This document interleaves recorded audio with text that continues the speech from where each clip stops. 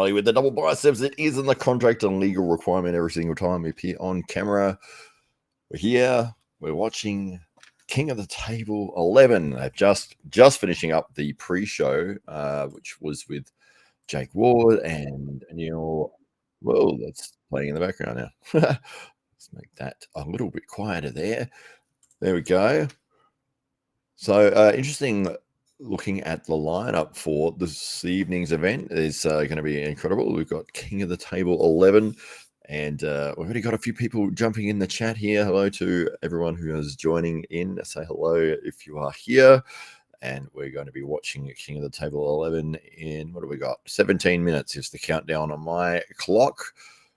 And we'll just change that one back there. We'll stop sharing that. All right. So, yes, very exciting. We've got Ryan Bowen versus Schoolboy as the opening match, which is just an incredible lineup. We've got Lachlan, Adair, and Paul Lynn. That's going to be amazing. Both those ones featuring countrymen of mine here in Australia with Ryan Bowen and Lachlan, Adair. So, hello to you, Michael. Good morning from West Coast Vancouver Island in Canada. Good to see you. Are you watching the event this evening? It's will be starting relatively soon, but I used to live in Vancouver probably a long time ago now. It might have been almost 20 years ago. I was in Kitsilano, which is near the Central Business District. Yeah, I was there for a 6-month sort of working holiday kind of thing. Yeah, it was the summer for me. It was. I know it's funny. A lot of people go there for Whistler and all the skiing and everything else that comes with Vancouver. But I was there in the summer, which worked out well for me because I went from Australian summer to Canadian summer and back to Australian summer. So 3 in a row, which was absolutely amazing. It is heading into winter here, but good to see you here. We'll find out if you're going to be watching the show tonight. That will be starting soon, in 15 minutes. I'm just going to bring up the card so that I can refer to it as I speak to everybody. Home Core Sports is the website you want to be going to be able to order the pay-per-view. I'm just bringing it up here so I've got my list. And actually, I will share this screen with everyone so they can have a look. Winter is coming, says the Drew. Yes, it is. Hello to you, sir. Hope you're going to be enjoying tonight's event. Maybe if you're able to watch it at home and don't have to run off to do deliveries and everything. Oh, thank you. Yeah, then look at you, Drew. You're on top of everything. You've put the link up there for everyone. coresports.world/KOTT11, King of the Table 11. That is the place that you will find this event. And great to have everyone in here. We were just watching the pre-show with Jake Ward, and there was also Coach Ray and Neil Pickup. I almost said Neil Diamond then, but Neil Pickup is the man. And they did a tremendous job interviewing each athlete and making sure that it was an entertaining show leading in. So I'm sure everyone in the background at Core Sports at the moment is firing up, getting ready to go for today's event. Obviously in Dubai, it's more than likely a Saturday night. I'll be mobile today, delivering orders. Oh, what time is it in the US? 12:45. Okay. In the day, in the middle of the day, you guys get the middle of the day. You know what time it is here? It's 2:15 in the morning. On the Sunday. It's already Sunday here. So, yes. It's always good when you get an event during a reasonable time, but yeah, pretty tough. It's going to be a bit of an all-nighter here. That's okay. I've got our energy drinks. We are ready to go. I didn't even see that one. There we go. Oh, look at that. It disappears. It's a black energy drink, but it's not really. That's the old green screen effect right there. 9:45 in Vegas, says the Drew. All right. Vegas time. It is. Yeah, they've got, 3 main time zones in the US or something? I don't know. I set a clock in front of me to one of them. I think it's New York, and it just says 12:45. It's just so I can reference and know what time, if I've got to speak to people in the US. What time is it there?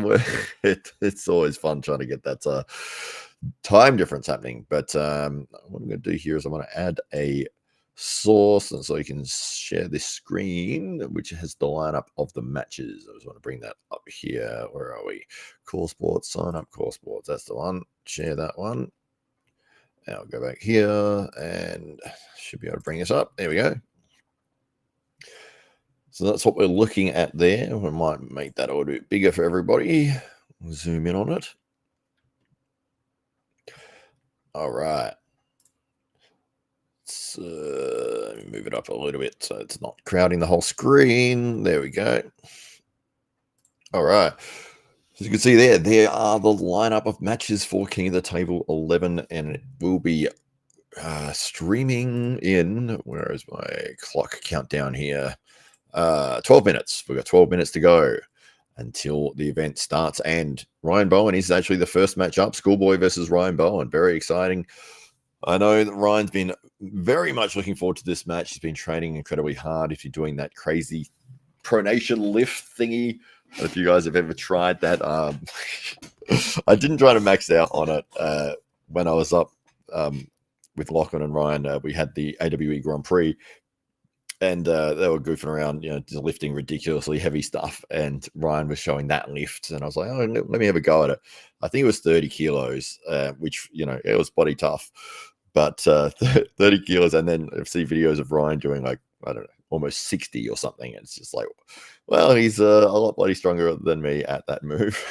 But what do we got here? Great, okay. Sometimes you get important messages at the last minute. I have learned to try to check them, because I've done shows, and then afterwards I've gone and looked at my Facebook or something, and someone's like, no one could hear you. Like, great, right in the comments, so I know. But very exciting, guys. We got 11 minutes to go until King of the Table 11. Yeah, you can imagine 60 kilos. Yeah, absolutely. Well, he's been pushing hard with this lift. I think he's probably the best in the world at that specific lift at this point in time. I think he's probably one of the other people doing it. But yes, he's increased his strength on that immensely. So it'll be interesting to see how that plays out and translate for the match tonight. Very exciting. I think that with Schoolboy and Ryan, it will go down to whether or not Ryan can get an early win and just turn on the mental warfare onto Schoolboy.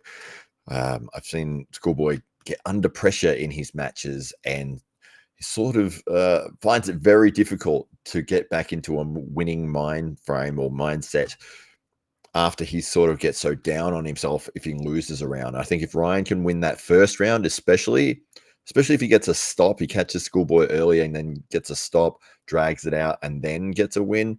Ooh, I think that may be the end of the mental warfare battle right there. I think it would just be a game over sort of line for Ryan from that point.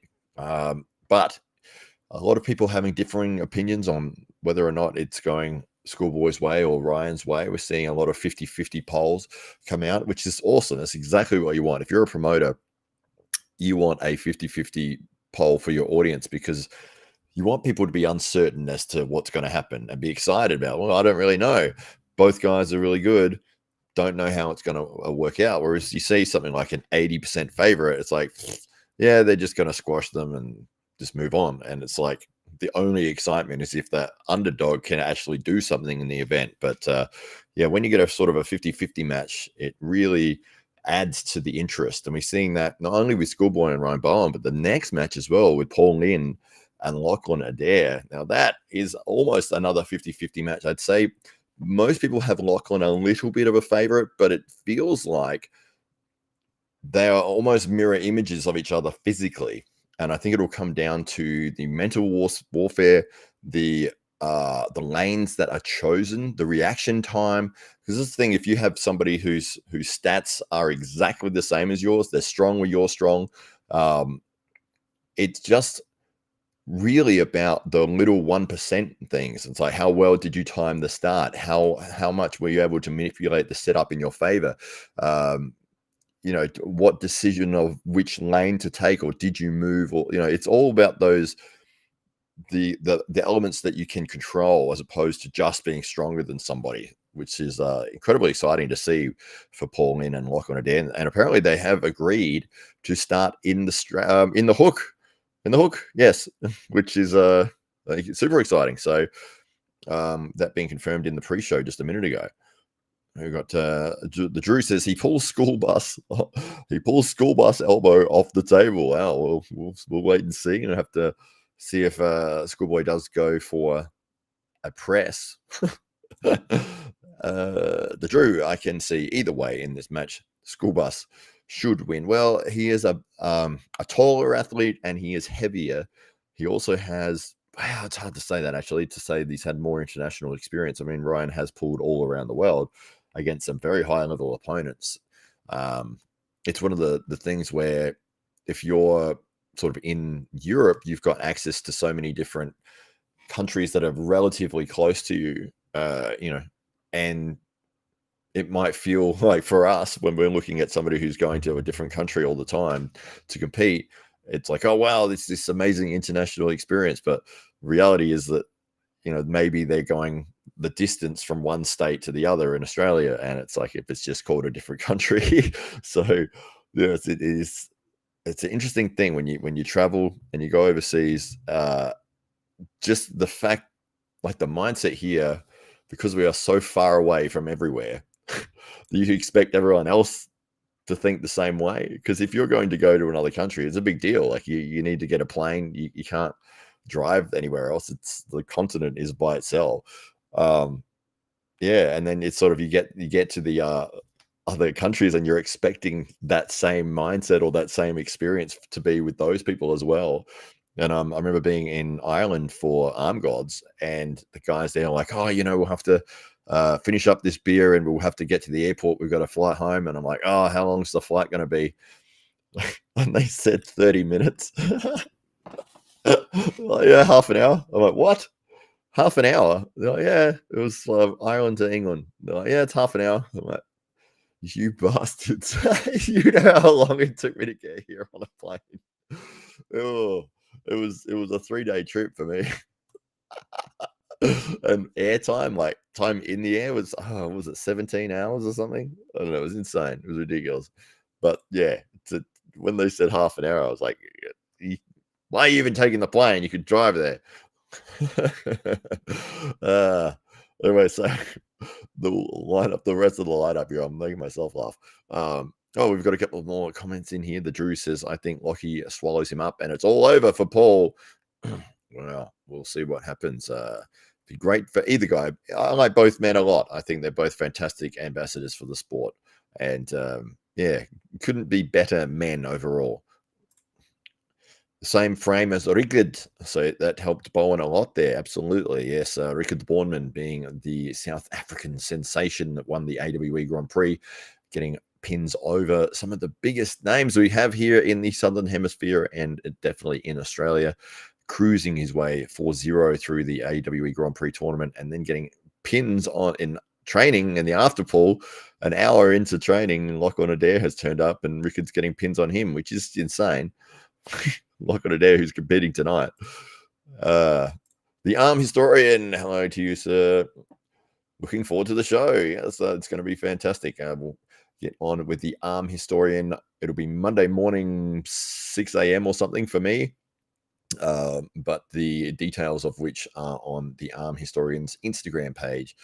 And it'll be great. We'll run through the little game that he's got going and giving thoughts and opinions on all sorts of matchups of legendary arm wrestlers that have been competing, some in the past, but all the way up until today. So we'll see how that goes. It should be a lot of fun. The Arm Historian says, for isolated Australians. That was just different because I've never considered it from anyone else's perspective in terms of geographically.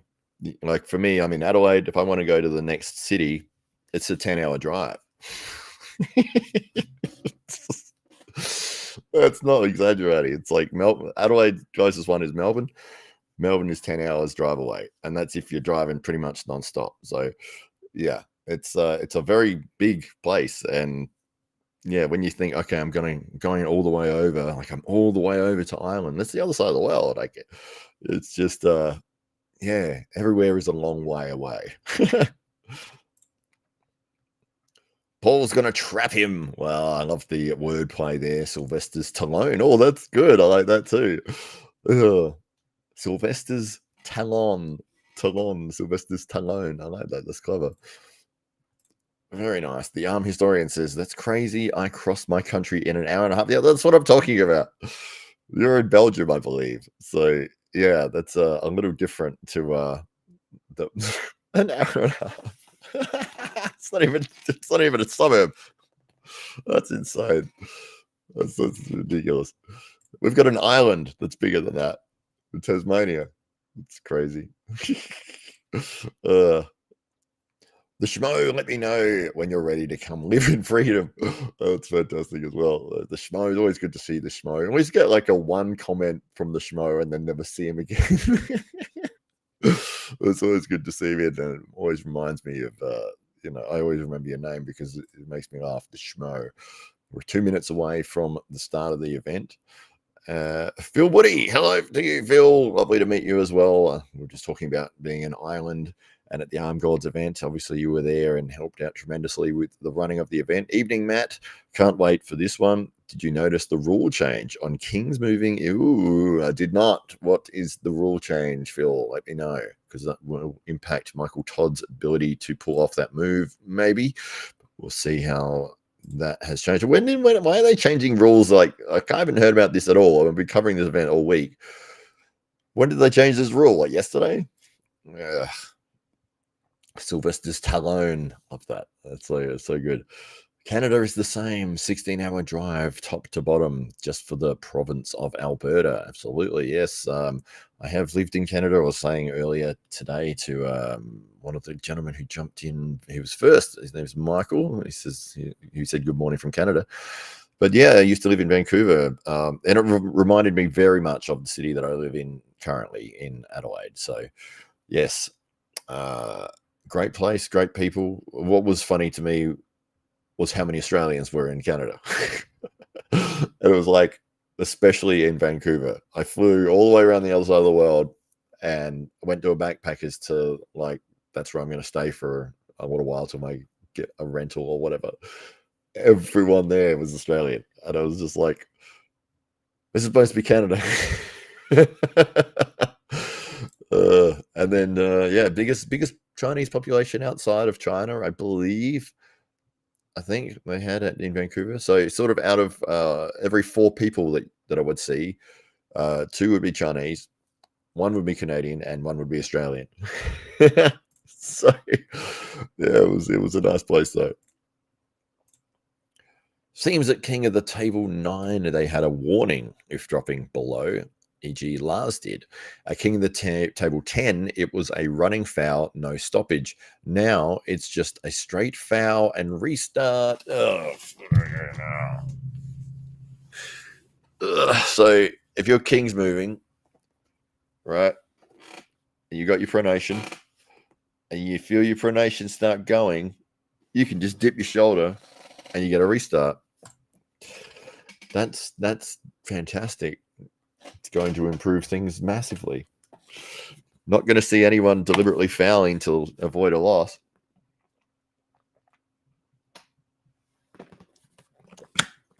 Definitely not.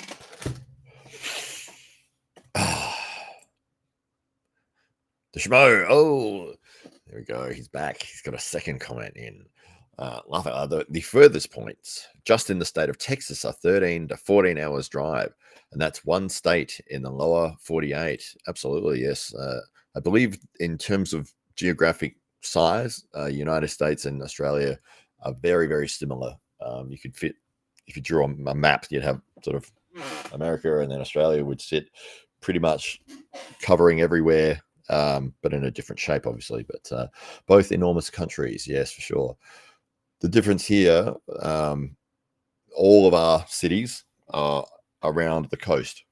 There's 1 or 2 in the very center, but yeah, the whole center of the country is desert, basically. The outback, they call it. It's uninhabitable. So yeah, every city is by the coast here, which is why you have that Australian beach culture, because everyone lives by the beach. or within an hour away, or within 10 minutes drive away.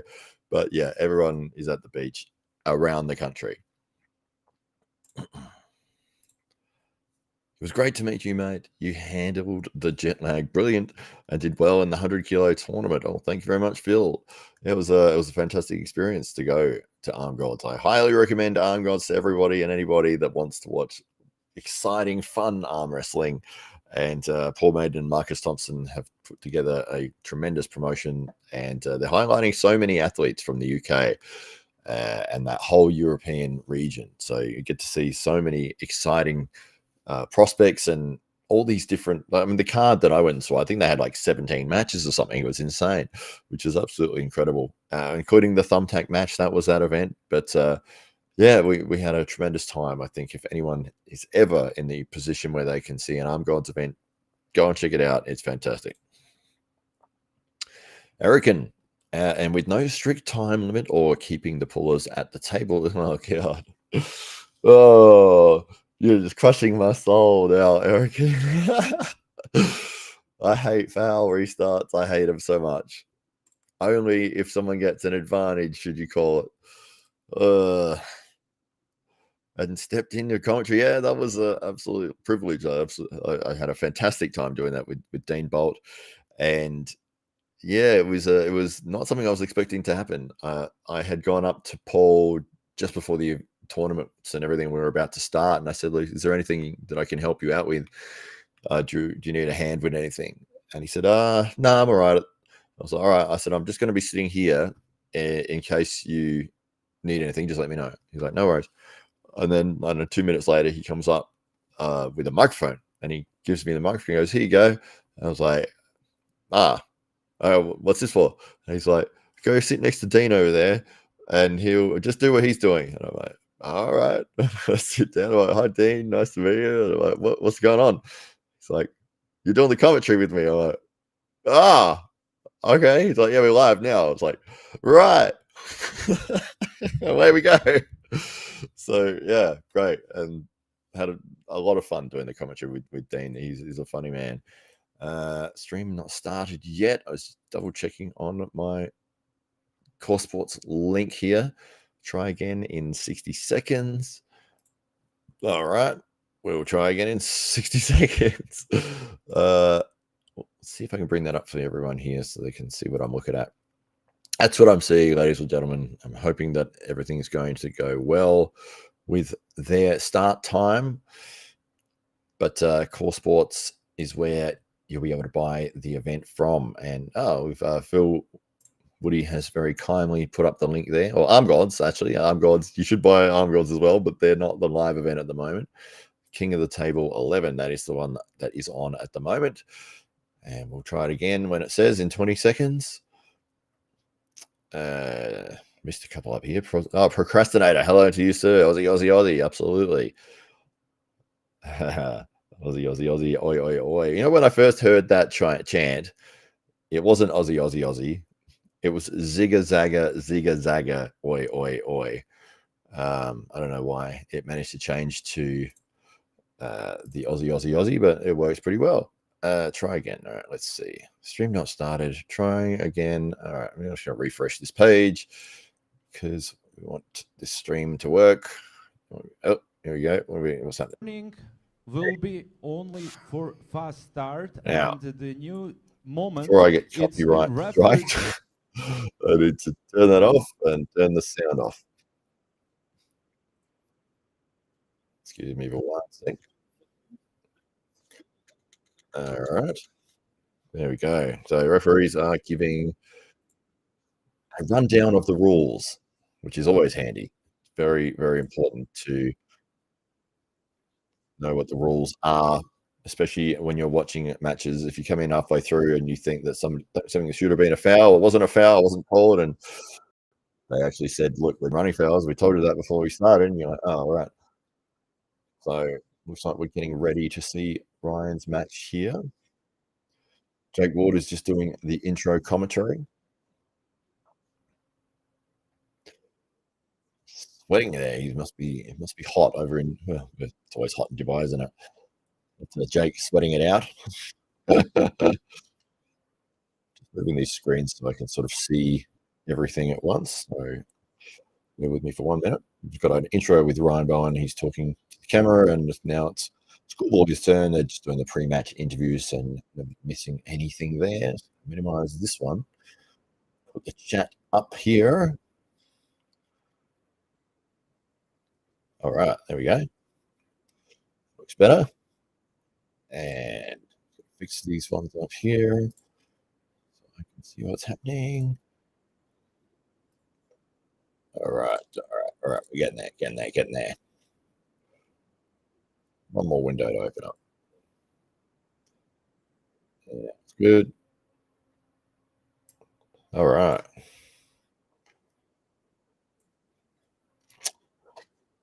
So yeah, should be fun.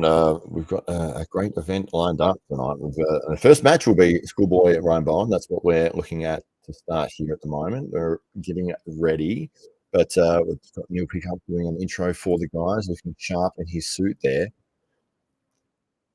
Schmo, imagine driving from Alaska to Florida. God, yeah, that might take 5-6 days or something. Hell of a long drive. Arm gods, absolutely. Yes, we saw that one. And the Drew says, "Oh!" Great from the Drew there. Right, Drew. Essentially Russia to Florida since we snatched Alaska up from the commies. I'll read these ones rather than bringing them up that way. Got the intro for Ryan Bowen coming up at the moment. He is coming out. The fireworks are going off. And he looks big, doesn't he? He's 107 kilos is the amount that he said he weighed.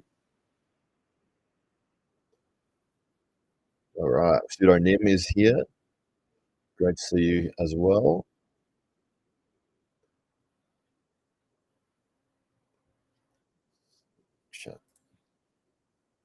All right.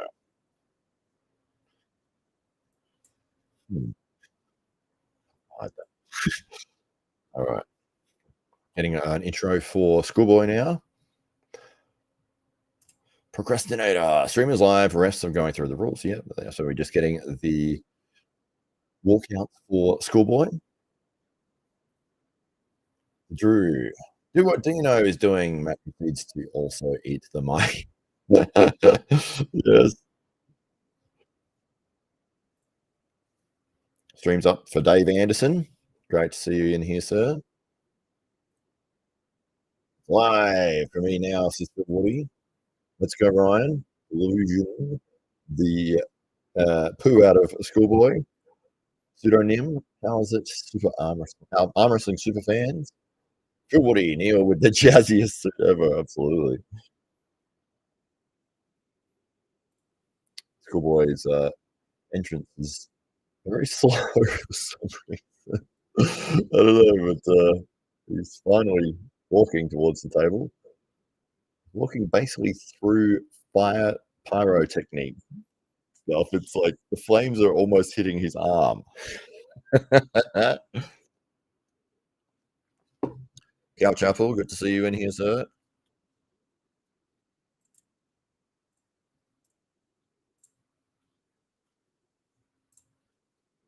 All right.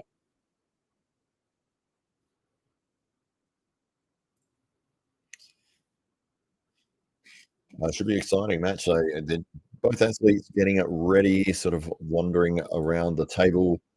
Ryan's at the table, ready to go, and Schoolboy is getting chalk on his hands currently.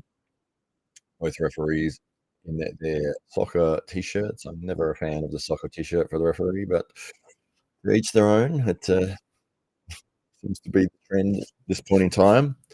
All right, they have agreed to go to the strap, and that is what we are seeing right now. Both men are getting the strap applied. So I can't quite see their hands. The referee's blocking it a little bit just to see their manipulation positions. But this first round is critical to how this rest of this match will play out. We'll see if Ryan can get the stop, can get his thing he's been saying all week has been that he's going to get Alex or Schoolboy to look at his brother. And what he means by that is that last few times we've seen Schoolboy in trouble in a match, He does look visually out, look at his brother for advice or for assistance, and Ryan's picked up on that, and he's using it as a store point to try to trigger Schoolboy and hype the match.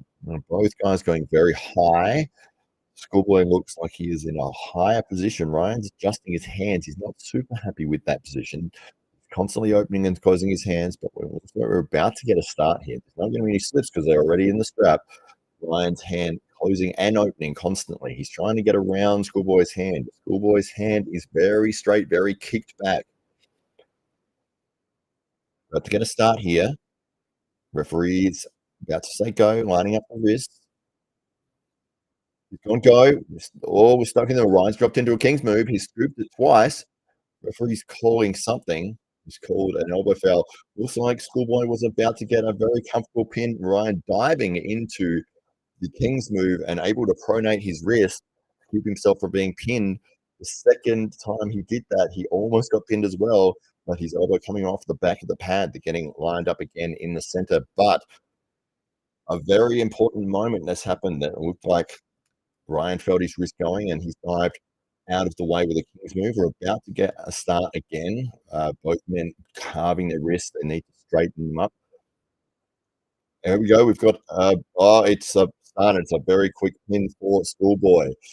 Ooh, too strong. Timed the start perfectly. Was able to whip through. Ryan just looked a bit too powerful in these early goings. Round one. Schoolboy is up 1-0.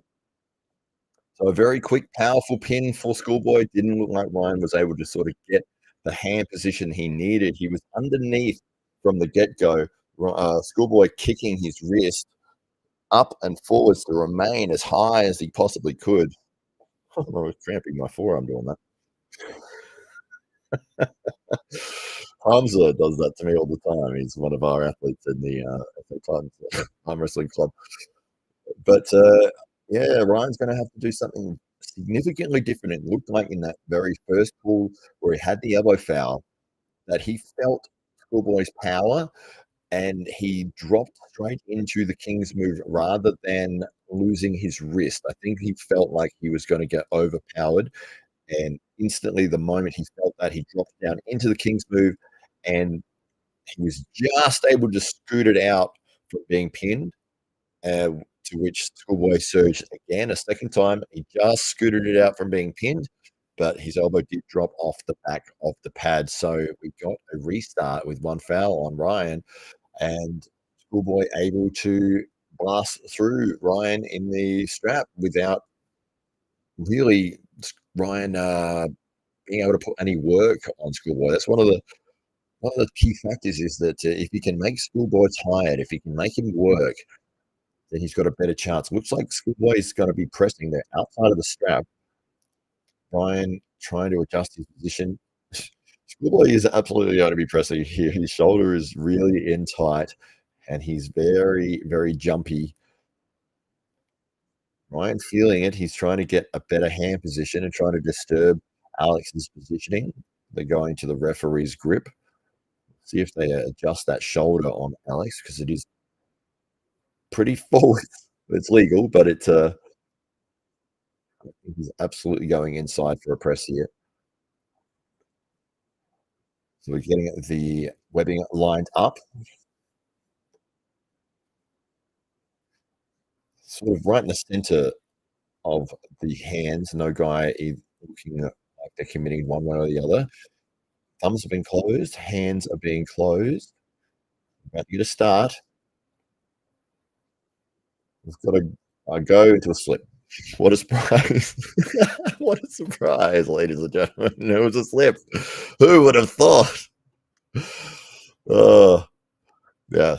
Well, that's the thing that Ryan did talk about, is he needs to put that work into Schoolboy. And I don't think you're going to see any strap starts no matter what for the rest of the match. That Ryan's going to try to be tiring out Schoolboy as much as possible. And yeah, he was pretty much going to be slipping no matter what there. But we're getting the strap applied. False start says Ryan. Bill Woody says false start Ryan to work it early. Yes, potentially. Well, he's got to do something to avoid what happened in that first round from happening again, where he just got blasted through. Phil says it looked early. Drew says, but yes, if he stops him, it'll be over. All right, the strap has been applied. Both guys' webbing height being adjusted. Thumbs are closed. Schoolboy's hand is closed. Ryan's is close. Start. Ryan stopped. The Schoolboy's the top roll. He's sitting in the middle of the table. Ryan is bending his frame over. He's being pulled into a king's move. Ooh, Ryan has been pinned. Schoolboy getting the pin, but he really had to work for that. Jakobin. Good man, Matt. Good on you, sir. Great to see you in here. Pseudonym. Hit the like, folks. Oh, thank you for reminding everyone. That would be fantastic. If you haven't subscribed, that would help me enormously as well. Trying to hit that 1,000 subscribers. But Ryan Bowen down to 0 here. But the good news is he caught Schoolboy's initial top roll surge. He caught it high. He caught it early, and he was able to hold that center position. He brought his frame down into put weight on Schoolboy's hand, sort of maybe the turning point there. He potentially could have done something different to hold the center a little bit longer, but yeah, dropping his weight down, his arm got pulled out of position. He's gone and transitioned into a king's move, but his hand was supinated. So yeah, as soon as your hand is supinated in king's move, you need to come straight up. Your arm's going to get armbarred. So yes, Alex is walking around with a big ice pack on his hands, breathing reasonably heavy, but not overly. He did have to work pretty hard for that win there. So Ryan, I'm betting, will be starting outside of straps here because he wants to put more work into Schoolboy's arm and hand. And fantastic that he was able to get that stop because it allowed him to be in a position where he could put work on Schoolboy and make him tired. That's the goal here. So he can lose a couple of the early rounds and hope to find a turning point for himself because, as we know, pulling at the extreme level with everything you got, you get tired really, really quickly. The Drew says, I wonder if Schoolboy decided to try some dark arts for this match. Okay. The dark arts. You mean vitamin S? Oh, you never know what's happening, but I think regardless, Schoolboy is already a very big, powerful individual. So we'll see what happens here. We're getting the strap applied. So Ryan electing to go into the strap. That is interesting. Maybe he felt something. So, yes, we're getting the strap applied here. Ryan fighting for a higher hand position. Getting it. Oh, and the referee has tightened Ryan into the higher hand position. Okay, both guys have their hands closed already, which is interesting. I think maybe the referee's just going to let them take their own grip here. Whether or not, yes, this is the negotiated grip. Okay. Now we're going to the referee's grip. All right.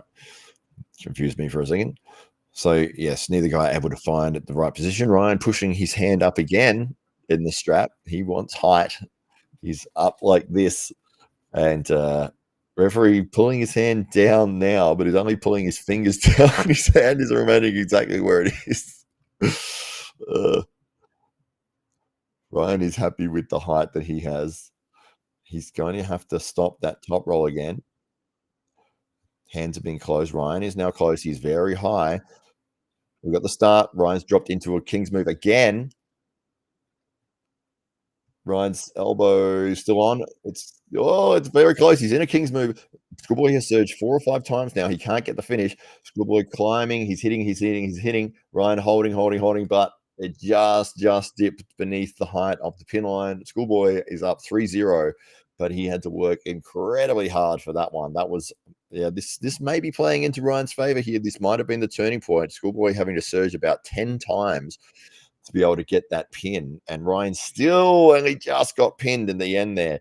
So this 4th round, don't count Ryan Bowen out. This may have been enough to turn the tide on Schoolboy and he may have used everything he had in that getting that pin. He needs a really quick flash pin, or this may turn completely around for Ryan Bowen. Arm Wrestling Ahmed says that he has subscribed. Thank you, sir. Very much appreciated. Phil Woody says at Arm Wrestling Ahmed. I'm sure he's saying hello. Well, Phil Woody also says, great round. It was a great round for both men. Both men had to fight incredibly hard there. Ryan is definitely feeling that in the center, he is not able to compete, and he's allowing himself to be dropped into a King's move. I think that's his game plan, is that he's going to sit in this King's move and hope that he can tire out Schoolboy enough that he can compete with the power that Schoolboy is laying down in the center of the table. Digging it says, still a chance. Absolutely. This may have been the turning point. Great round to lose like that for Ryan Bowen. To lose after your opponent has had to give 10 different surges. Ryan's at the table at the moment, waiting. He's got his arm on the pad. He's ready to go. He's trying to coax Schoolboy into coming over. Schoolboy wandering around. Surely it's a minute's time, isn't it? The referee now calling Schoolboy over. But Schoolboy taking every single possible second he can. He looks out of breath, to be honest. He's leaning on the table. Deep breaths. This may have been the turning point that we need for Ryan to get back in this match. The strap is being applied now. Again, I think it would have been smart for Ryan to slip, go to the strap, put more work on Schoolboy, but they have gone straight into the strap. They will have the negotiated grip to start with, but we can't expect that that'll start there. Every match starting with the referee's grip. Gamer Team Pro says, show, please, match. This is a pay-per-view event, my friend. So if you want to see it, you can see it at Core Sports. I'm just going to call this last round. About to get a start here. Ryan is in the King's move again. They're stuck in the center. His hand is higher this time. Schoolboy pushing through, but not able to get through. Oh, but his speed has dropped through. Schoolboy taking a 4-0 win. A very crafty approach from Ryan Bowen. It wasn't successful. Alex played that last round to perfection. He surged. He fell into the King's move. He couldn't get through. That happened 2 or 3 times. He brought his own arm up to the middle of the table and down again incredibly quickly. So he was able to use a manipulation and deceptive tactic to get the pin on Ryan, and he still only just got it. But yeah, very clever, high IQ demonstrated there from Schoolboy. The Drew, yes, king of the table here. If you want to watch it, the link there from the Drew. Thank you for doing that, sir. Wouldn't a slip and then the time to apply the strap, give more time to rest? In terms of time, yes, but in terms of having to mentally get in that position with your hand and then time the go well enough that and meet resistance and then slip, it's going to take more out of you than maybe just going straight to the strap, even though you get that extra time in between rounds, especially if the referees are reasonably quick. If you just slip and they're like, don't wander off, come back here, it's the strap run now. So, but yes, disappointment for Ryan Bowen there, unable to get the win. They are pulling all 6 rounds, I believe. So Schoolboy is up 4-0, but we've got 2 rounds to go for fun, I guess. I'm not a fan of the 6th round regardless. I think it's pointless and silly. What do you guys think? I mean, it's like, why have these last 2 rounds? The match has already been like decided. It's just like, you know, whoever wins these ones, it doesn't really matter.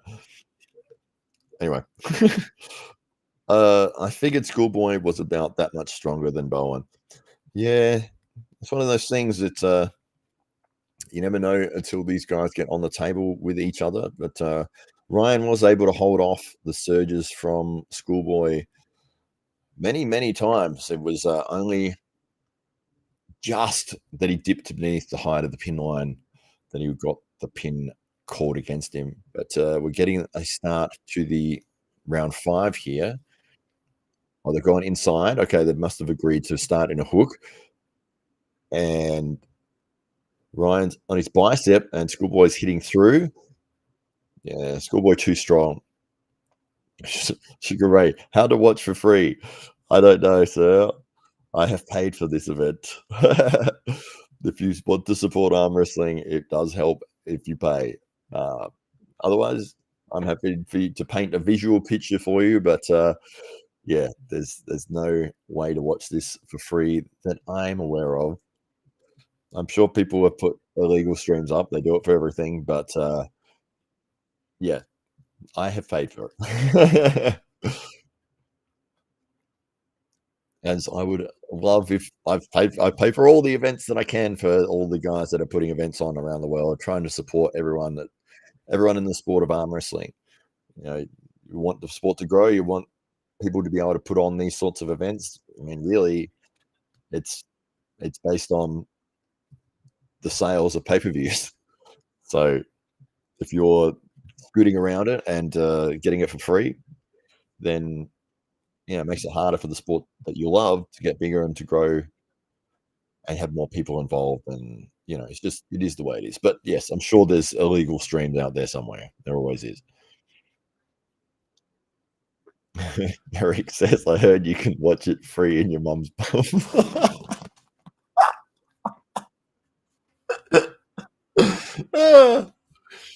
That's really good. I was reading, I heard you mind your pre-read ahead as you're saying it, and I thought it was going to say mum's basement, and then it was mum's bum, which was so much better. That was fantastic.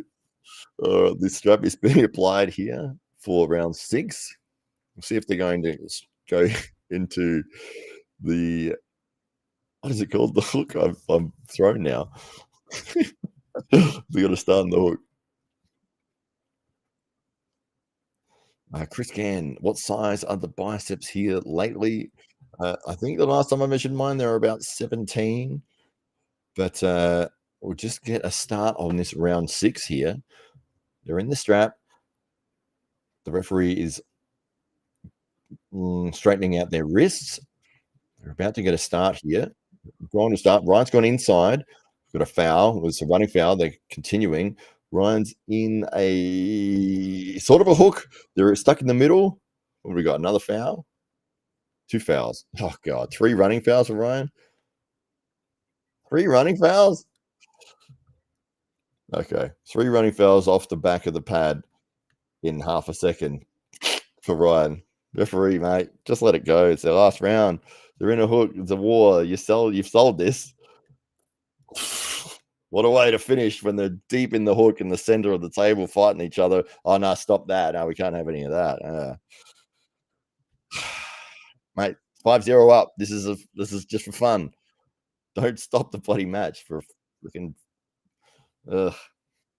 Anyway, it's a 6-0 win for the Schoolboy there. Watching arm wrestling always makes me want to work out, says Rakin. Yeah, well, that's one of the fun things about having an event like this is you can, if you've got a home gym or something, you can always do a few reps in between while you watch. There's enough sort of downtime that you don't have to be looking at the screen constantly. Of course, the worst thing is when you're in the middle of a set and the round is about to start and you're like, I want to get 20 reps, but I want to see who wins. Georgi says 3 running fouls in 3 seconds with no shout of running foul. Yeah, how do you running foul that quickly? Like off the bag as well. It's like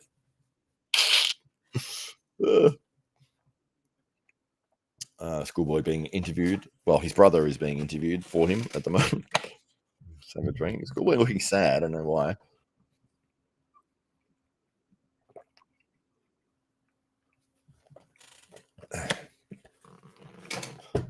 I thought Schoolboy spoke English. Oh, he's talking now. He's talking Russian. That's great. I was like, if I listen closer, I can understand him. It's like, oh, it's Russian. There you go. The other brother. Are they both called Alex? Am I getting this right? Alex Toproll is the one who's talking now. Schoolboy is the other brother. Are they both called Alex?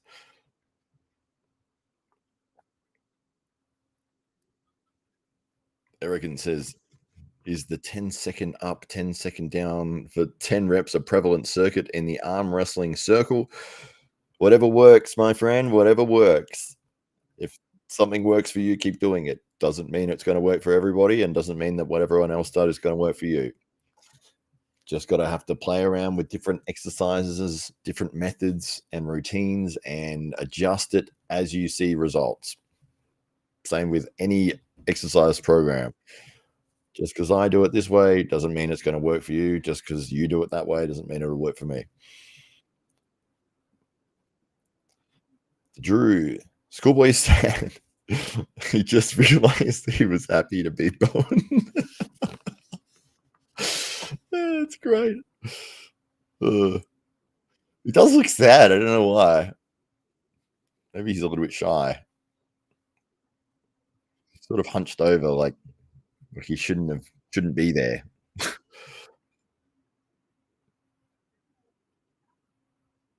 Schoolboy, he's getting the big thing. We've got a thumbs up. Well done, the Schoolboy.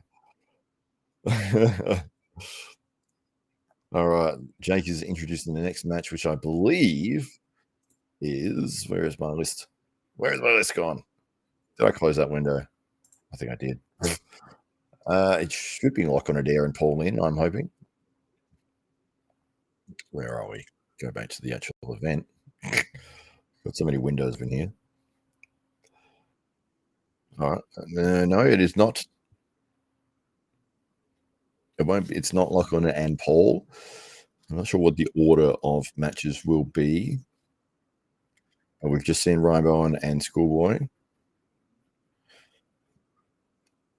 And yes, there we go. So the lovely people in the chat that are hopefully all watching the event as well.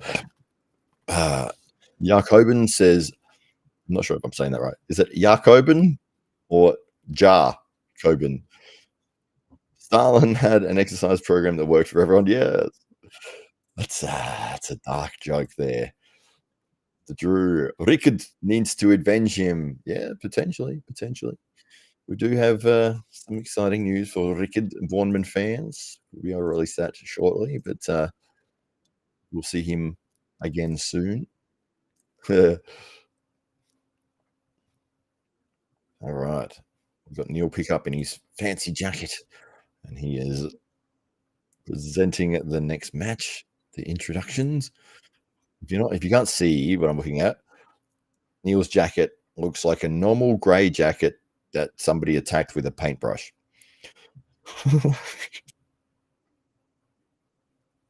It looks good, but that's what it looks like.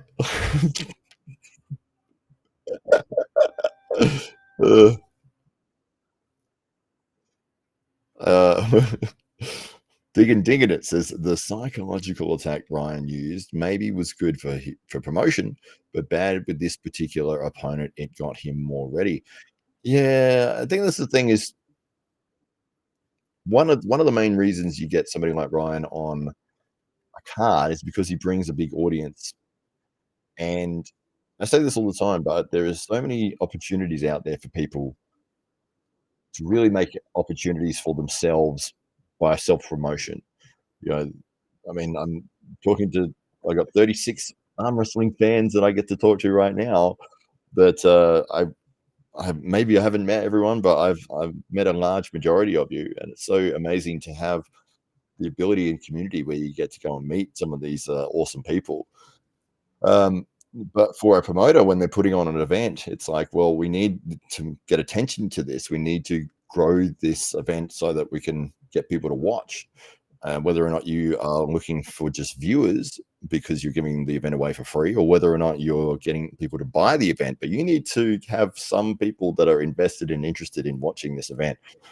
So if you've got somebody with 100,000 subscribers, or a big name, or they've got attention or interest in them, they're going to get the opportunities over somebody who may be well more qualified.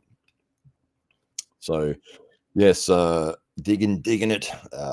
the psychological attack that Ryan implemented, I think was very kind of mild, really. I mean, he was saying, "I'm going to get you to look at your brother." Not that bad of an insult, really. He's just trying to say that he was going to get Schoolboy to quit. I think Schoolboy would have put as much effort into the training of his match regardless. Doesn't seem like a very emotional person. It's one of those things when you're going up against somebody who is less expressive or doesn't speak as much, isn't very charismatic. You've got to sort of do a lot of the heavy lifting in terms of getting the interest into your card, or the promoter does as well.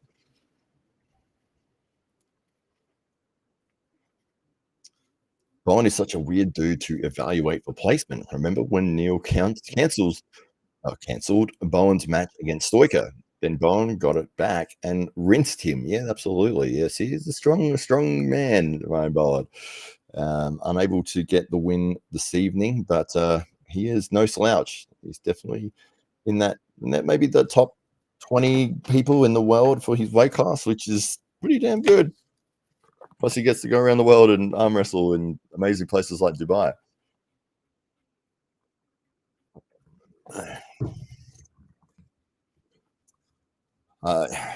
Jacobin says it's important to hype and promote, but that takes focus away from training. Probably real fine line if you're not absolutely gifted.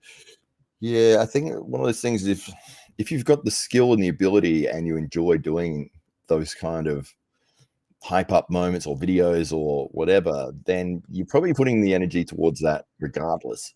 And if you're doing a training session, let's say your training session is an hour or 2 hours, you still got 22 hours in the rest of the day. It's a long time to not be doing stuff. So if you're good at it and you feel the ability that you can effectively talk trash and concentrate on the match, we're about to get a start here. It's Ongarbaev, not Ongarbaev, it's Lutidze and Dzeranov.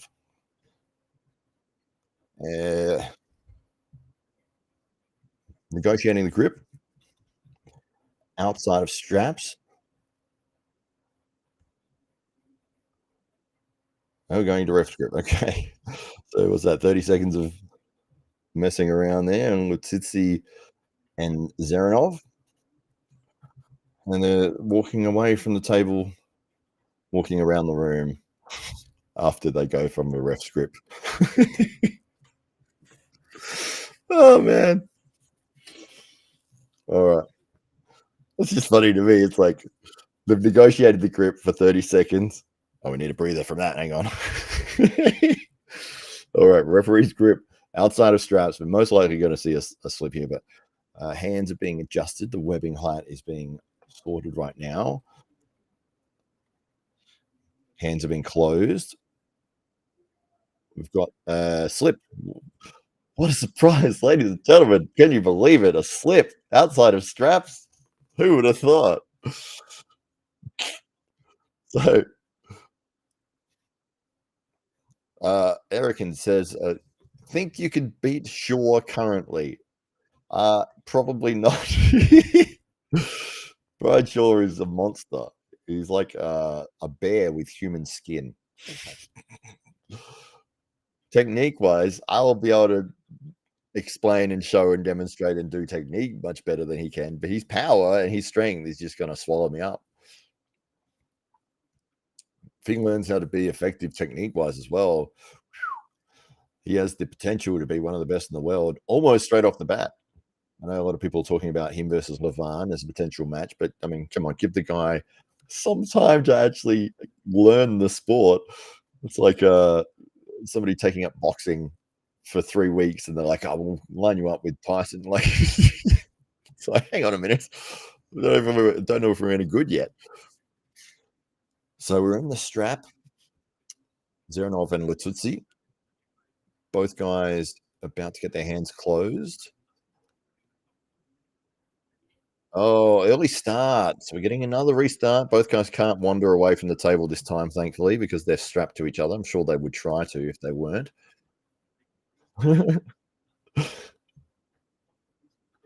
Dzeranov looking around the room as if he was wondering if he was able to go and wander around it.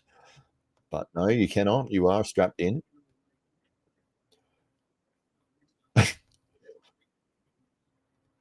Hands are being adjusted for the carve. Hands have been closed. Dzeranov not happy with something. His hand was closed first. He's not happy with it. It's been reopened by the referee. Both hands are still open at the moment. Hand is now closed, and he's wiggling it. Other hand closed. Both started. It's in the center. It's in a hook. They've gone into the hook. They're both stuck in the center, both bringing their shoulders towards their hands, getting as close as possible. Dzeranov looking like he might be transitioning to a press. His shoulder is closer behind his hand. He's in a better position. He's scooting his elbow underneath his frame. Dangerous move there. Yeah, and that's what did him in. He's going to make the adjustment to drop into a better frame to look for a press. And in doing so, the transition put his elbow underneath. As soon as it sort of changed angles, we saw the big hit coming through, and he was driven to the pad in a hook position. So yeah, not a good time to make that adjustment. He really timed it poorly. He was in a better position as well. His shoulder was much closer behind his hand. His frame was taking the effort there, but an adjustment from his elbow allowed the loss to happen. Jakobin says social media just really intimidating for lots of people and takes a decent amount of work. Absolutely, you're 100% correct. And by any means do I expect everybody and anybody to be able to sit in front of a camera and talk comfortably or be charismatic or be able to be comfortable doing those sorts of things or to be making content or anything like that. Just showing that if you do have an audience out there when a promoter is looking at somebody to put on their card for their event and you have a big following, then that is one method of creating that. Another method, if you're not super charismatic, if you're not able to talk on camera comfortably, if you don't have those skills, get somebody to do all your videos for you. You can pay somebody on a 5R or whatever, and they'll make posts on your behalf twice a day or something, and they can create videos for you, hype videos, content, all the rest of it, post it out there, get your name out there. You don't have to actually be doing anything, because if you put a highlight together, say Schoolboy, who doesn't speak English, who doesn't have a lot of, I guess, personality, you would say, you can make him look phenomenal and very interesting just from creating a very nice video package and constantly be hyping it. Doesn't have to have that charisma or anything. His work on the table is what you'd be highlighting as his skill set. Outside of straps here again with Dzeranov and Lutidze. Dzeranov is up 1-0. Outside of straps, referee is lining the carve up. I think this is I think it's negotiated still. We've started. We've got a top roll hit that's going to a slip. Woo! Not a bad effort there. He was deep in the hand, rolled all the way. It was about he got to the 2/3 mark. It was about a third to go for the pin. And they did get the slip. But interesting that he was able to get that far down, Dzeranov.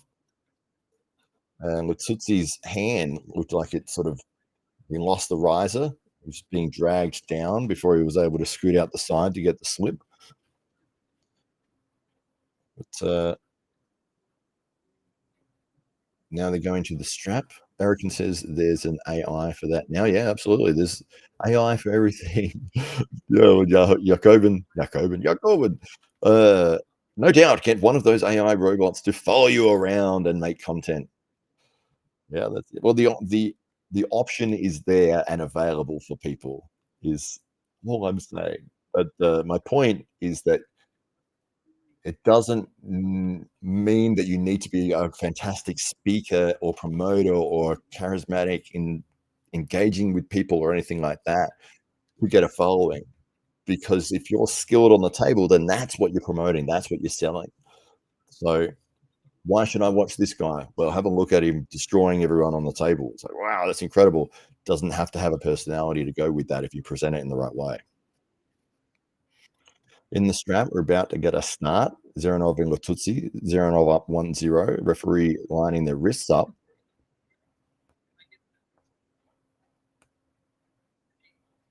Well, about to get the start. Both men have gone for the center, but Dzeranov able to drag his opponent down to the pad. So yeah, both guys sort of fought the center for half a second, and Dzeranov able to drag his opponent down without really securing the hand position. Looked like a lot of side pressure, almost fell over with his body. Yes, it's like he was driving into a top roll, but he didn't even get to the hand position. He just sort of it was a lot of side pressure and body weight that got him through there. A very powerful movement that relies a lot on the muscular ability of the person as opposed to just the frame. Now, Kobin's is just like UFC embedded. That's absolutely correct. And you look at the way that they present UFC embedded, which is when there's an event coming up, a pay-per-view event, they'll send a camera crew out and follow the top guys on the card around for a few days. Then they'll have a video package that they get to use to promote the athlete. And a lot of guys in the UFC and in sports are very boring people to talk to, or they don't have the ability to communicate effectively. You might ask them quite an interesting, in-depth question and get a one-word response, for example. However, with those sorts of people, if they've got fantastic training footage, or if they've got them kicking the bag or sparring with an opponent, you don't need them to have that actual other side of the promotion. When you get somebody that is good at both of those things, that's where you get a superstar. And it's very rare to find because most people are either great talkers and they have a decent skill set, or they're phenomenal athletes, but they're terrible at talking. So to get somebody who's very, very powerful in both areas, it is very rare to see. And that's where you get your George St. Pierre's, or your Conor McGregor's, or your Floyd Mayweather's, or your Ronda Rousey's, or the people who went absolute massively superstar international. And it was because they talked trash well and they're good at the sport. About to get a start here. They've gone top roll on top roll, and guess what happened? Guess what happened? Do I need to say it? Yeah, it was a slip. Top roll versus top roll never slipped, ever. I'm so surprised. Took me by surprise. I couldn't believe it. Conor was awesome. I'm not the biggest fan of McGregor, but in terms of his ability to talk in front of camera and perform in the octagon, absolutely phenomenal. Both at both of those things. But yes, there's a lot of questionable things that he's done outside of the fighting and the promotion that I think are disgusting and horrible. And yeah, I think he absolutely should have been kicked out of the UFC and banned forever after he threw the dolly through the window and cut half the other athletes on the card trying to get Khabib Nurmagomedov. Anyway, and the punching of the old man in the bar. Anyway, there's a lot of things that he did, but he was good at talking and he's good at fighting. The UFC curse jar, the jury, you're on top of it, mate. Absolutely. I've got to get it from the studio in the city. The Drew referencing every time I bring up anything UFC related. I have a UFC swear jar. I've got to put money in. I watched it from like non-stop for the last like 15 years, Drew. A part of the MMA Junkie website as well. So all right. Win strap. Dzeranov is up to 0. We've got to start. Got a top roll pin for Dzeranov. Referees have awarded it. Yes. So was that bloody question for the next 10 seconds after the match finishes. Did we foul or not? But no, Dzeranov again with a very strong position on the start. Lutidze tried to supinate, tried to go inside. It was blocked by Dzeranov, and he was able to get height and then roll through the wrist. Drew, I watched UFC 1 live. Wow. 1993. It was amazing. Did you watch it in person or was it streamed? Because UFC 40 was the first one for me. which was Tito Ortiz versus Ken Shamrock. Maybe a very big fan of the sport. Hadn't heard of it before then. It's just happened to be at the video shop, and we call it hiring a video. I think you guys call it renting a video, but I hired UFC 40 and watched that, and then was hooked instantly. The very first match was Robbie Lawler versus Tiki Gozan. Robbie Lawler getting an absolutely vicious knockout in the first minute, so much so that Tiki's head just completely basketball bounced off of the canvas. Had me leaped out of the seat, and that was for the first fight. Yeah. So anyway, became a big fan of that. Went back to the video shop. What else have you got here? And worked my way through the previous events, and yeah, became a huge fan. And there we go. Tito Ortiz is a man of many words. He speaks too quickly for. He's thinking faster than he's speaking. He gets his words mixed up because he's thinking about 5 things down the line and forgets what he was actually saying. So there's a great compilation of him making verbal mistakes. All right. Dzeranov and Lutidze. Dzeranov up 3-0. Outside of straps here. Can we guess what's going to happen? Referee lining their wrists up, straightening the wrist out. Got a start. Both got for top rolls. Both ended up amazingly. The hand slipped apart. I wasn't expecting it. Why do people celebrate a slip? Like they're both cheering, like, yes, running around the room. It's a slip. What are you doing? It means nothing happened. I don't get up.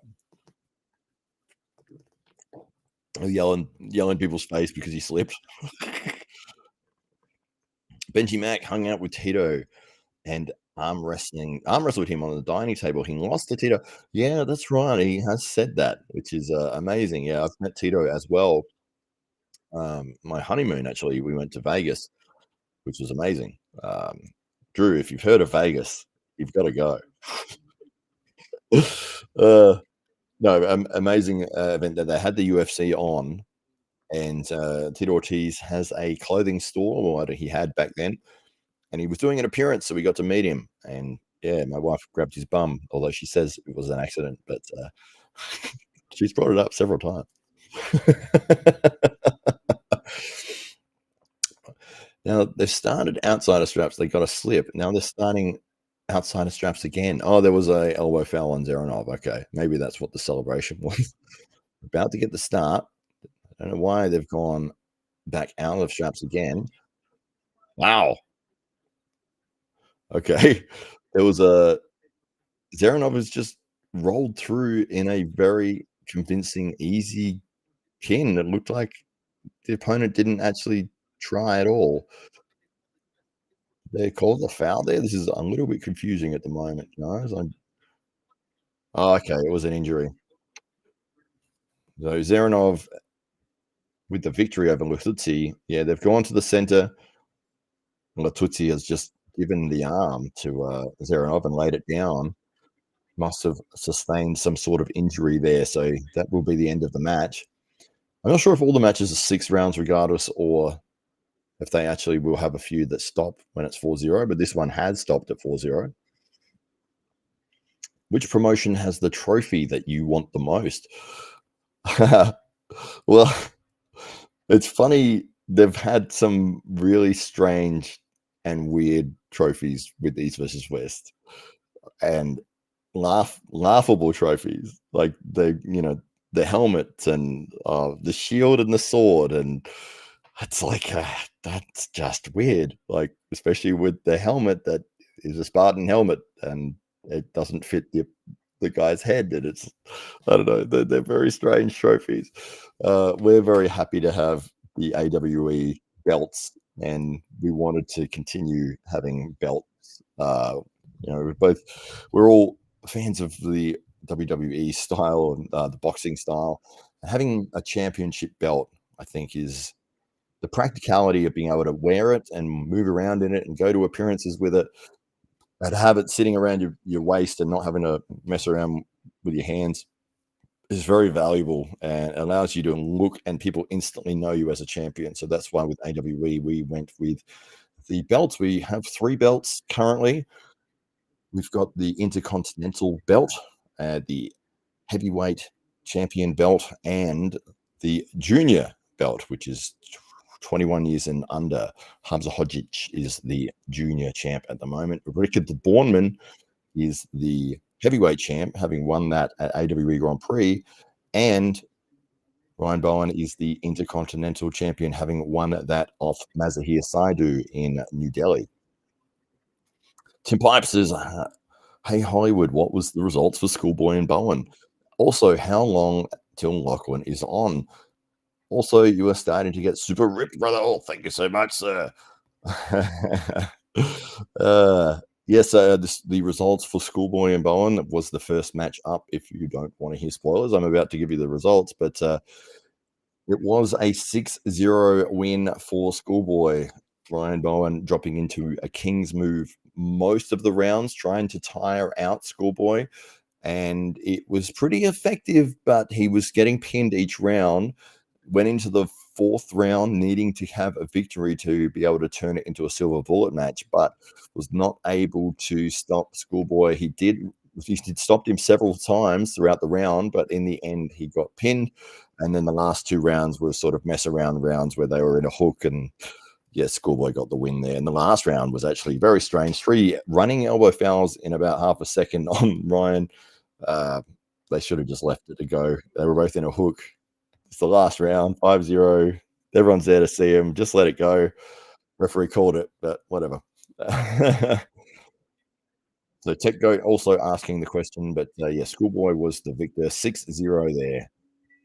And how long until Lachlan is on? I'm not sure what the lineup is, because I brought up a listing of the matches earlier, and it had Ryan and Schoolboy as the first round, and then Lachlan and Paul was the second, but they haven't appeared yet. We've only seen 2 matches. We've seen Ryan and Schoolboy, and we just saw that one there, Dzeranov and Lutidze. So we'll see what the next one is. Jake is talking to camera at the moment, but there are about, 8 or 10 matches on the card this evening. I'll bring up the event again because I dropped it. Just want to see what the matches are.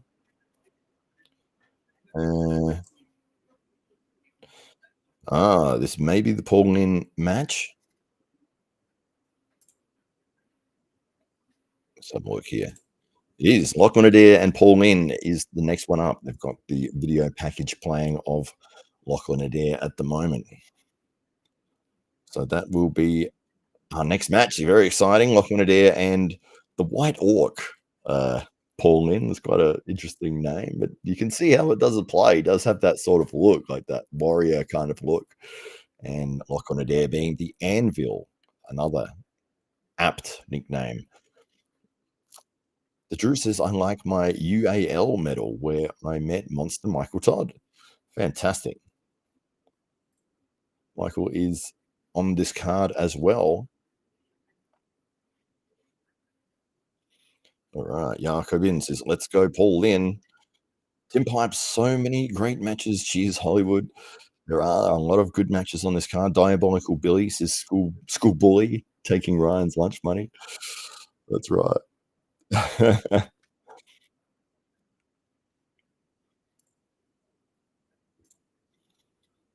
And just doing the video package for Lachlan and Paul at the moment. He's going back to Neil and his fancy jacket. All right, we're getting the intros from Neil Pickup. Paul Lynn is not a fan of the White Orc nickname. Okay. At least it certainly sounded that way on one of the shows I caught him. Oh, right. Oh, I didn't know that. Does he have another nickname? Yeah. Last thing you want to be doing is calling somebody by a nickname they don't like. But Paul Lynn, Jake Ward calls him Lindiana Jones, but I think that's Not really a nickname that you want to be known by as an athlete, Indiana Jones. More of a funny kind of thing. But here he is now, Paul Lynn, walking into the arena, and the preacher. Okay, fantastic. I haven't heard that one. The preacher, Paul Lynn, is walking, trying to avoid getting burnt by the fireworks, which are right next to his arms.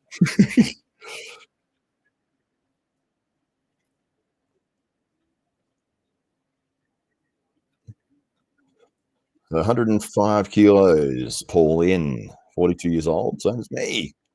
And he will be taking on Lachlan Adair from Australia. Very excited to see how this match is going to play out.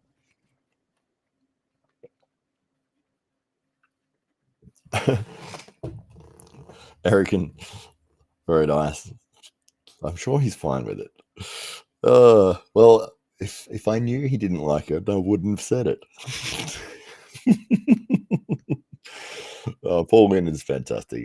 He probably would never say it. He'd probably just let you call him it. He wouldn't say anything. He's that nice of a guy. Lachlan Adair is being introduced from Neil Pickup, doing a great job on the mic there. We've got Lachlan coming into some sort of hip-hop track. The Drew says, of course, I'm a Bowen fanboy. Wanted him to win, but I'm happy for Schoolboy. He really needed this win. Yeah, that's right. Absolutely. Good for Schoolboy. Back on the winner's track after losing to Leonidas. But where does Ryan go from here? I don't know. It looked like he had a strategy in this match. It was very evident that he was not going to fight for center if he felt that he was going to get overpowered. Dropped into the King's move pretty much every single round. And he was effective for most of the match in terms of getting stops. But Schoolboy just kept hitting again and again, and he was able to dip Ryan's arm beneath the height of the pin pad. So Ryan unable to get the win there. But we're about to see Lachlan Adair and Paul Lynn. Rakin says, Lynn does come off as a super nice dude. Too nice. Too nice. He is a nice guy. Has a great YouTube channel, but he's very serious at the moment. He's got his game face on. They've stepped up to the table. Both guys, feel the intensity at the moment. And they are going to be starting in strap in a hook, I believe. So the strap is being applied. The gentleman's agreement of the hook in the first round. We'll see if that does come true.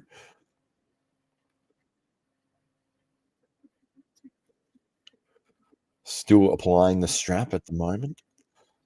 Both guys looking very intense, not looking at each other, which is interesting, only looking straight at the referee, not at their opponent at all.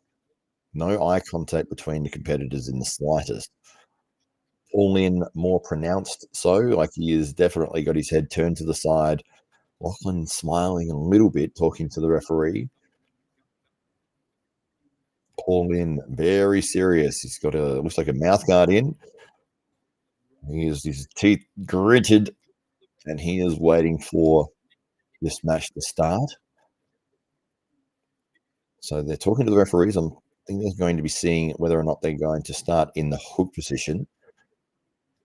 The referee has got their hands open and ref's grip at this point in time.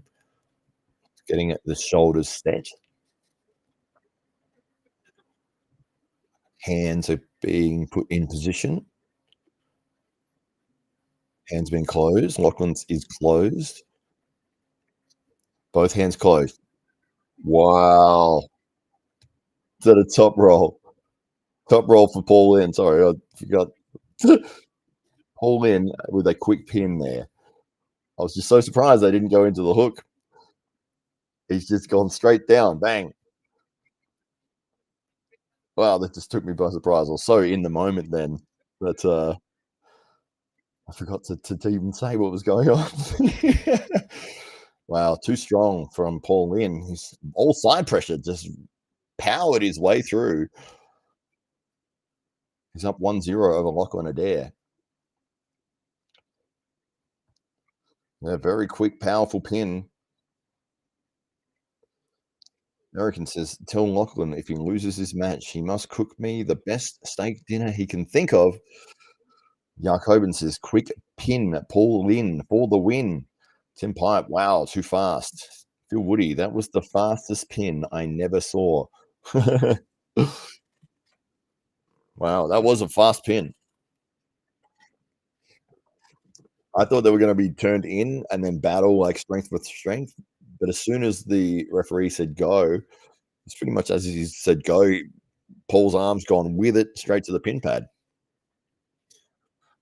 There was no push into the center. It was just bang, straight down. So a 1-0 lead for Paul Lynn. Not sure how long they've got in between rounds here, but it feels like forever. I think it's supposed to be 60 seconds, isn't it? Why is it 60 or is it 90? Jacobin says trapped the trap power. Yeah, maybe he put all of his traps into that one. Phil Woody says, not sure what happened with the camera, but it skipped the go for me. Oh, okay. I saw it on my end, Phil. I don't know. Why no hook? Yeah, well, that's what I was expecting, the Drew. I don't know what happened there. I was looking for them to lock up in the center because that's usually what you would do if you've gone, let's go into the hook. You're not worrying about an explosive start. You want to grip up and get in position in the hook, in the hook, and then have the referee say, okay, go. So you're both in your power position and then you can start. They've started with straight wrists, so I'm expecting both of them to turn into that position and then start with the hook. But we saw that they started straight wristed and pretty much Poland's just dropped straight down with a fast pin. Strap is being applied for this second round. Erickson says your camera skipped the go for Lachlan too, apparently. There's some good comments in here tonight. You guys are making me laugh. All right. Well, now we don't have to worry about whether or not they're going to go into a hook. They've started in the strap. Both guys are in the position where they want to turn inside. Paul is very angled. Lachlan's almost sitting in a top roll position with his hand. About to get the start here. Getting the go. They go into the center, but Paul Lynn too strong, able to drag Lachlan to the pin pad. 2-0 for Paul Lynn. Timed the start very well. It turned onto Lachlan's bicep. He was able to slow it down, but Paul Lynn too strong, powered his way through, got the pin. Dave 68, it was so fast that it just was the impression of skipping. Yeah, the replay there, you can see that they did go inside into the hook. And Paul Lynn able to drive through, Lachlan utilizing his bicep strength, but unable to stop Paul Lynn from dragging him to the pin pad. Now Paul will hook, says Tim Pipe. American says Paul Lynn is now number 1 in Australia. Well, Paul Lynn, king of Australia. Hey, God, he hasn't won yet.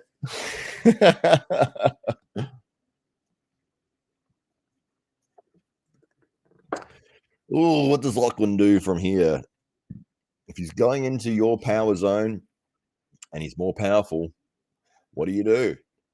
Do you have a backup plan? Do you just continue to try what you've been doing already and hope that you get a better position or that you're able to surge first?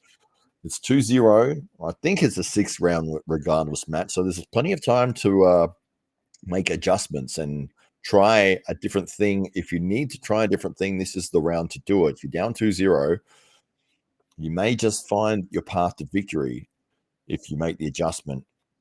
Otherwise, if he goes and does the exact same thing again, we may see the same result. Let's see it, Lockie. He finds a lane here. Says Jacobin. Yeah, well, that's one of the things. If your opponent is just too strong for you and you can't get a lane, you can't manipulate where the match is being taken place because they're just overpowering you or timing the start better. Paul looking more relaxed now. I think getting those 2 pins was very good for his confidence. He looks supremely confident, but he doesn't look hesitant like he did in that very first round where he was all amped up and very, very switched on. Now he looks more relaxed. I think he's felt Lachlan's power twice and able to drive through it. So he's really got a good idea as to where this match is going to take place for him, where he can overpower Lachlan, and that is in the hook. Whether Lachlan can get a better start. If he's going to hook, he's going to have to find a different method because they both locked up pretty well in the center, and Paul drove through, Lachlan unable to stop it. But if he wants to get a match going in the hook position, he's going to have to get a different arc of attack. We're about to get a start here. Hands are being lined up by the referee, shoulders being squared, thumbs are closed, Paul's hands closed, Lachlan closed.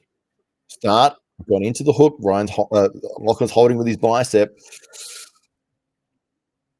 Paul in with the pin, and he's up 3-0 over Lachlan Adair. Lachlan immediately being hit against with his bicep and being extended. He was holding with his bicep into a very strong position, and he's a powerful man. He slowed Paul Lynn down, and he held that pin from Paul Lynn about 2 inches from the pad. He had to stop, but he was so extended. If you're in nice and tight, you're okay. He was so extended from his shoulder, and it was just his pure strength that was able to keep him in that position for a couple of seconds. But Paul Lynn able to roll through to the pad. Erickson says, I figured that maybe Lachlan was stronger and Lynn had more endurance. Yeah, well, it looks like Paul Lynn is the stronger man in the center in the inside game. And whether or not Lachlan is going to play that game again, he's getting advice from Ryan at the moment. But Lachlan having to make adjustments here. He's down 3-0, nothing to lose. You got to give it everything. I think he's so strong on the inside, but when your opponent is stronger, what do you do? Do you play that game again? He managed to get a stop that round, but wasn't able to bring it back to center and did end up getting pinned. Paul looking more and more relaxed. He's chatting to Lachlan now and asking if he wants to start in the strap, which is always respectable. Helps with everybody, the viewing audience especially. Jacobin says Paul Lynn is on fire today, though. He is. He's doing amazingly. He's up 3-0. Tim Pipes says Paul surprised me with his size yesterday and looked hard and vascular. Yeah, he is a very strong, muscular man, and he's doing tremendously right now. I thought they were going to start in strap. They decided not to. It does look like both guys want to go inside again. We've got to start. Paul Lynn dropping onto Lachlan's bicep. We've got a repeat pretty much of every round so far. Lachlan getting turned out of position, getting extended onto his bicep, unable to turn it back. So Paul Lynn with the win there. He's up 4-0. We'll see if they do the last 2 rounds or not. They may not because, usually if there's a bit of a technique that people will do for the last 2 rounds, it is going into a hook just for fun. But no, it does look like they're going to continue. So Paul is back at the table, very relaxed, very comfortable now. A bit of a smile to the referee. Yeah, just too strong for Lachlan through the center. Lachlan able to hold on about 1 inch or 2 inches above the pad with his enormous bicep strength, but he's just getting turned over.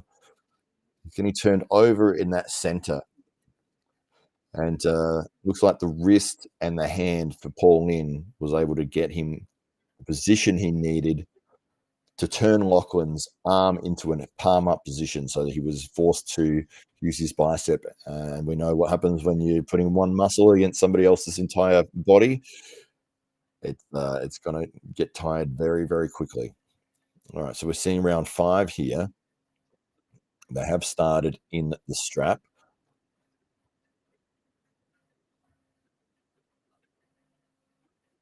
Lachlan's very close to his hand.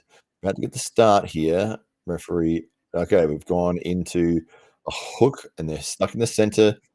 Pull in. Too strong. Just too strong. He's powered down Lachlan's arm. They did go into the center for a second. Lachlan getting a running foul warning from the referee. Well, not warning, it was a running foul. And they've paused in the center for a second, and then Paul Lynn's just smacked straight down again. He's just too strong in the hand and the wrist for Lachlan Adair. Ooh. Not a good day for Australia over in King of the Table. Jacobin says Paul Lynn will be a fair and just ruler. His huge traps will shield the desert from the blazing sun, and the rivers will flow again. That's great. Oh, Nolan Berger, McConnelly and Frode secretly share the same father, I swear. Nobody outsmiles these guys. Oh, well, I'm just happy to be here with everybody, having a good time. Always great to watch these events with a chat here we get to talk to, and really makes it a lot more fun than if I was sitting here by myself watching this event at 3 in the morning. What is it? 10 to 4? 10 to 4 in the morning, Sunday morning. But I get to be in here with 40 other arm wrestling fans. And whether or not you have paid for the pay-per-view or if you're just listening, and I'm hopefully painting a picture as to what's going on in these matches. But we're about to get a start for the 6th round with Lachlan Adair and Paul Lynn. They're in the strap. The hands are being lined up, shoulders being lined up. They're going to go into the hook again, I think. They haven't started yet, but the referee is about to go. They've gone, and Paul Lynn just drives straight through in a hook position yet again. 6-0 for Paul Lynn over Lachlan Adair. Too strong, too powerful in the hand and wrist. Every match going inside. Paul Lynn walks away the victor there, 6-0. Well done to Paul Lynn, and yeah, commiserations for Lachlan Adair there. Not able to get sort of anything going in the match. Was able to sort of slow Paul down a little bit, but Paul just playing the same game. And when you've got an opponent that does what you do, but they're just better at it, it's pretty damn hard to stop. And it's also hard not to be tempted to go into the position that where you know you're strong. Erican says, I was getting ready to take a trip to Australia. I was asked if I had a criminal record. I asked if it was still a requirement. Yes, absolutely. It's an interesting thing, the history, of this country, with a lot of the settlers, the English settlers coming over, and prisoners that were sent. The punishment, the life in prison, was we'll send you off to Australia, and then make this amazing country with awesome cities and great beaches. That it's like, could we go to Australia too? We'll steal some bread, send us to Australia for free. Good win for Paul, says Jacobin. The Claymore says hello to the Claymore. Aim away from face. The Drew says maybe Lynn should stay 105 kilos, not starving himself. It might be the secret booster for him here. Yeah, well, he was very dominant tonight, very powerful. 105 kilos is a very tough division, but Paul Lynn can be great in any weight class that he chooses. He is a very experienced arm wrestler. I think he's over 20 years in the sport or something. And yeah, the Lethal Arms, whether that's a website or they make tables or they're an arm wrestling club, but Lethal Arms is Paul Lynn's baby, and you see that anytime you'll see Paul Lynn. Friendly face, as Paul is such a monster. This experience will help Lachlan a lot. It absolutely will. There's never a negative thing that I mean, you want to win, but if you get seen on the biggest stages against some of the best guys in the world, you deserve to be there. It's not, you didn't get there by accident. It wasn't a mistake that you got chosen to be on this show to be against some of the best in the world. So Lachlan is up there with some of these elite guys, absolutely. And he's gone against an absolute monster in Paul Lynn today. Wasn't able to get the win, but sometimes styles make matches, and the strength that Lachlan has may work very well against lots of other people in the division. But when you go against somebody that is a mirror image of what you do, but they do it a little bit better, what can you do?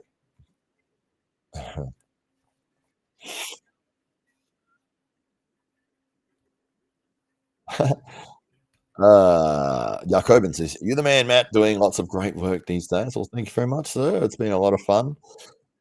Love talking with the arm wrestling community, and yeah, it's so good to be able to have so many people in here this evening watching the event. I'm not sure if you're watching it as well or if you're just listening in, but hopefully this is an entertaining way for you to find out what's going on, rather than if you weren't in a position where you could buy the event, or maybe you're out driving or something, and it's just easier to do it this way. But love to have you guys here. Drew says Lynn versus Petrenko, maybe. Possibly. Lynn looked very dominant. That's a 6-0 victory in the hook every round against Lachlan Adair. So big victory for Paul, and probably the best way you could have got the victory. Looking absolutely unstoppable, just too strong.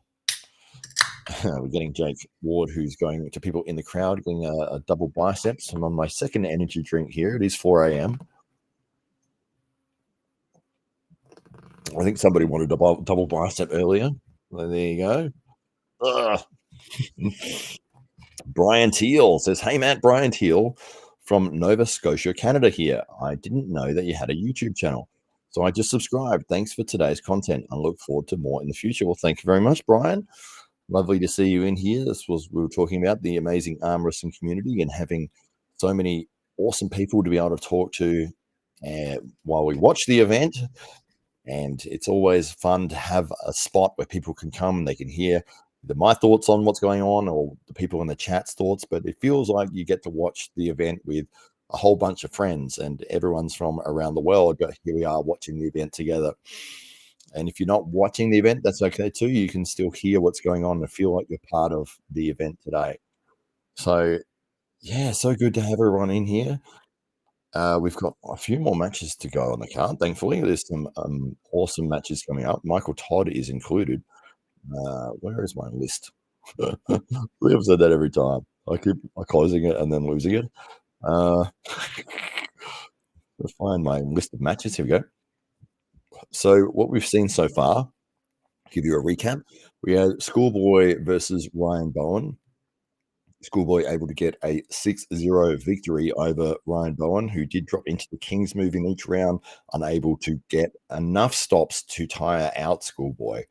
We've also had Paul Lynn versus Lachlan Adair. Paul Lynn able to get a 6-0 victory over Lachlan Adair. Every match going into the hook, and Paul Lynn driving through, turning Lachlan onto his bicep every single round and able to get the pin very quickly. We've also seen Lutidze and Dzeranov. Dzeranov with a 4-0 victory there. Lutidze having some sort of injury in the fourth round. Hopefully nothing serious there, but he was not able to continue. We've also got the matches that are still on the card. We've got Michael Todd versus Lars Rørbakken. Be a very exciting one to see. We've got Petrenko and Ongarbaev that will be coming up later, as well as Kamil Jablonsky and Vitaly Laletin. And the main event, I believe it's the main event, is Morozov and Matyushenko. So lots of very powerful men still to come on this show. Looks like they've gone to a bit of a commercial break at the moment, but happy to chat with everybody in here. Jacobin says, "See a decent amount of Nova Scotians in this community." That's awesome. Nova Scotia being on the eastern side of Canada. I believe it's its own island. Probably completely wrong. And they have a very different accent from everyone else, from what I remember seeing on YouTube. Friendly Face, did you give your predictions? I did. On the Arm Wrestling Buzz show, the last couple of weeks, we've been breaking down these matches that have been coming up, talking to the athletes involved in the match. And yeah, for that one there, I was expecting Lachlan to get the victory, but I was wrong with that one. The same with Ryan as well. I thought that would be a close match, but I thought it might have gone down to the silver bullet with Ryan getting the win 4-3. Both I was wrong. There were 6-0 losses for both Lachlan and Ryan. Dzeranov and Lutidze. I believe I picked Lutidze in that. We didn't talk about that one a lot, so I'm forgetting what I said. But yeah, Dzeranov able to get a 4-0 win. Looks like the next match up is Michael Todd and Lars Rørbakken. They're just doing the pre-match videos at the moment.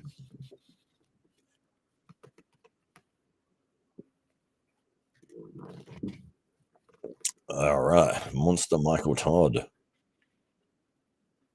See if he's able to use his open top roll Kings move effectively in this.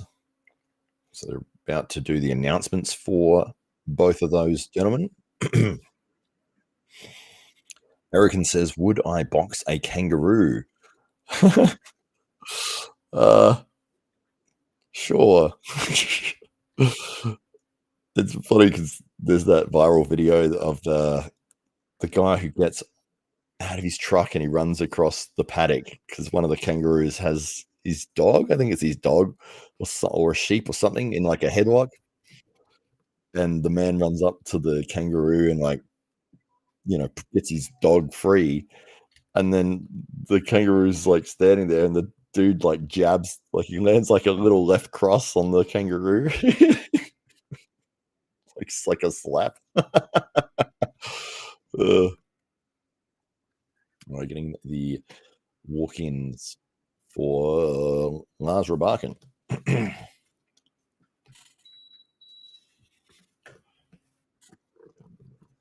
Coming into M&M.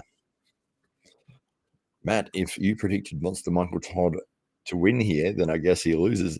I'm not that bad with predicting. It's just very difficult to go against the people that you know well and your countrymen. I did say that Ryan was probably the underdog heading into this, but unable to get the win there. Monster Michael Todd is going to go for a press flash pin and then dive to an open top roll if it doesn't work. That's pretty much how I think it's going to go as well. I completely agree with you, Rakin. That's usually what he will do if he'll just sort of throw it out there, and it's a very powerful skill to be able to do that, to sort of test the waters with. Maybe you get a quick pin from your attempted press, and if it works, it works. If it doesn't, hey, I was going to go into the top roll anyway. So he's not worried about losing position because he's going to need to be extended regardless.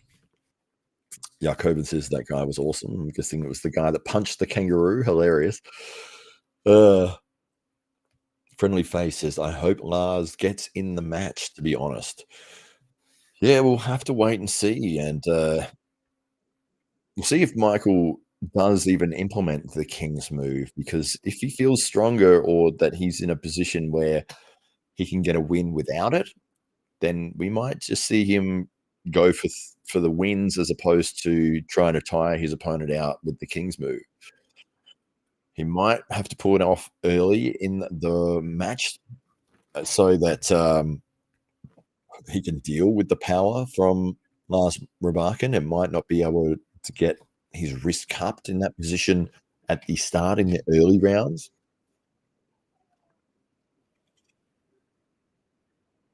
Michael Todd walking to the table. I'm like, octagon, ring. Wait, no, that's neither of those are correct. The table. Oh, they've got like a red devil or rebel light on Michael, looking like the devil there. He's coming in looking very serious, very dramatic, very theatrical. He's taking a deep breath right next to the flame-throwing sparkler things. But he looks very, very serious and very serious, and very focused. Serious and focused.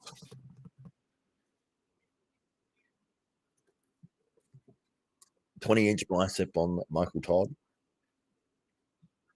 Jesus, his forearm is 17.5.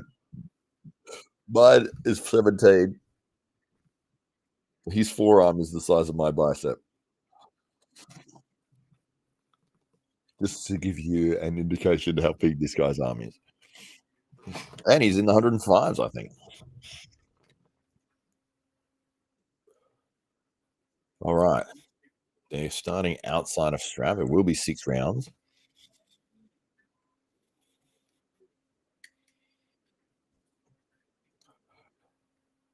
Yeah, it does look like Michael is lining himself up for the press. Nolan, I'll get to your comment in a sec. Yeah, it looks like both guys looking for a press here. For the start, and was that a pin? It was a pin, an absolutely lightning fast flash pin for Michael Todd. Wow, and he's stomping around like a very aggressive man at the moment, but that was lightning quick, one of the fastest pins I've ever seen. It almost looked like it should have been a slip. That's how fast the hands came apart or came straight down to the pin pad. We've got a go and an instant pin. I don't think you could pin like a sock faster. There was like no resistance at all. It just went straight down. Wow.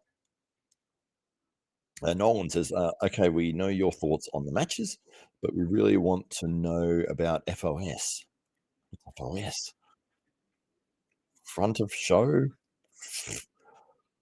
I don't know what FOS is. You'll have to let me know, Nolan. The Claymore says, I wonder if Michael Todd goes straight to Kings. Well, he didn't then. He went straight down. One of the fastest pins ever. If somebody just put their arm there and let you tee off on it, that's pretty much what happened.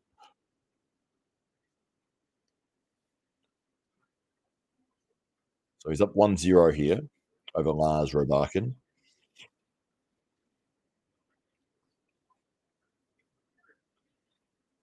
Still looking very, very intense, Michael Todd, at the moment. All right, both athletes back to the table now.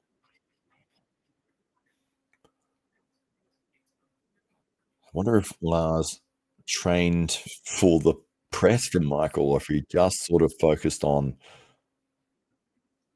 the King's move. Outside of straps, Michael getting a very high hand position with his wrist completely kicked forwards. It's like, not like this, he's there. Battling outside of strap. They're in negotiated grip. Both guys have their shoulders very much in a press position. Going to the referee's grip. Lars doing a couple of false starts there, I think, trying to maybe get some mind games going against Michael Todd. Erican says maybe Lars expected a slip. Nolenberger says Foster's. We really want to know about Foster's. Wow. Foster's beer. Not drank here. Thumbs have been closed. Hands have been closed. Michael's beard was in the way. They've actually, I was correct. That was a joke, but they've actually called it. I can't even say what happened. Michael's beard was in the way of their hands. The referees have stopped it. They've restarted it. Michael's tucked his beard into his t-shirt. All right, we're getting hands closed again. We're about to get the start. Oh, Michael Todd rolling through with a top roll. Lars trying to get away, and he's been pinned. That's 2-0. Michael Todd is up. A very fast flash pin in the first round and an incredibly strong, powerful top roll in the second. Lars has had his arm thrown to the pad twice in a row. Oh. We're getting the replay here. Oh, yeah. Lars trying to pronate his hand as it gets pinned, trying to scoot out the bottom, running straight into the pin pad. So Michael might have a game plan here of trying to pin Lars in every type of method. He's done the press on the first round. He's done the top roll on the second. We'll see if he goes into the hook on the third.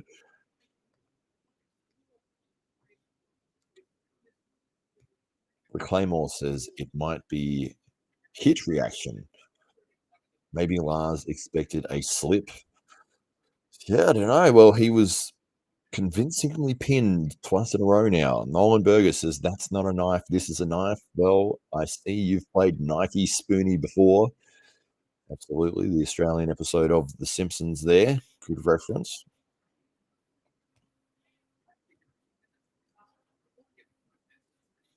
All right. Both guys are back at the table. Michael Todd is up 2-0. Outside of straps. Lars has got to fight for a slip here if he wants it. I don't know why they're bothering with this negotiated grip. We haven't seen a single one of them start like that all night.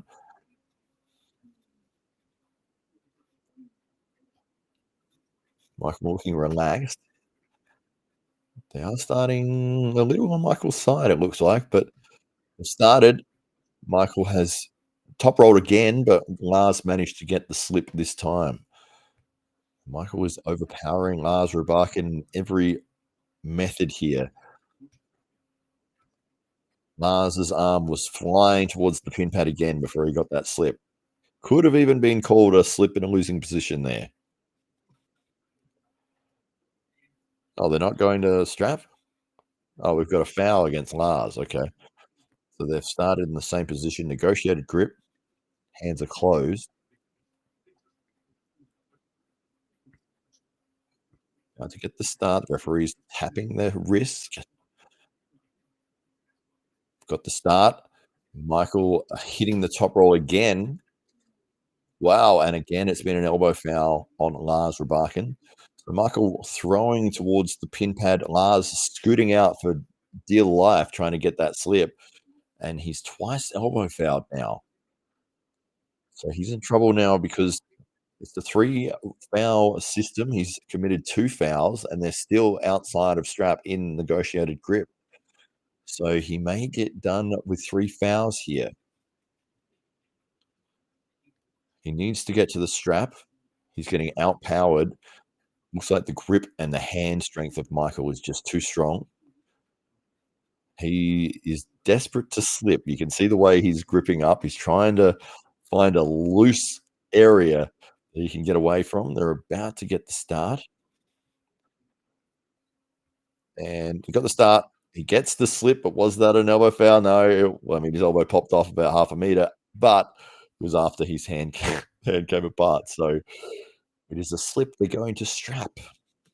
Lars Rørbakken still on 2 fouls, but he did get the slip higher that time. I think Michael thought if your opponent's going to be slipping that much, rather than wasting energy trying to continue to hold on to him, he's just sort of given it a half effort, and they've gone to the strap. Rakin says Lars is not a tomato can. No, he is not. He's a very powerful man. But he is being outgunned at the moment from Michael Todd. They're putting the strap together, applying it. Buckle is on Michael's side. All right, we're about to get a start here. Lars is shifting constantly. He's not happy in any position. He's trying to use back pressure, but he's been hit out of position. He's doing his own king's move here. Michael Todd is trying to pin Lars Rørbakken, who is sitting in a king's move position.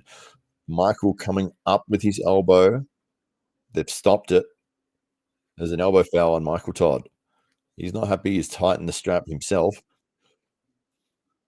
The elbow foul on Michael Todd.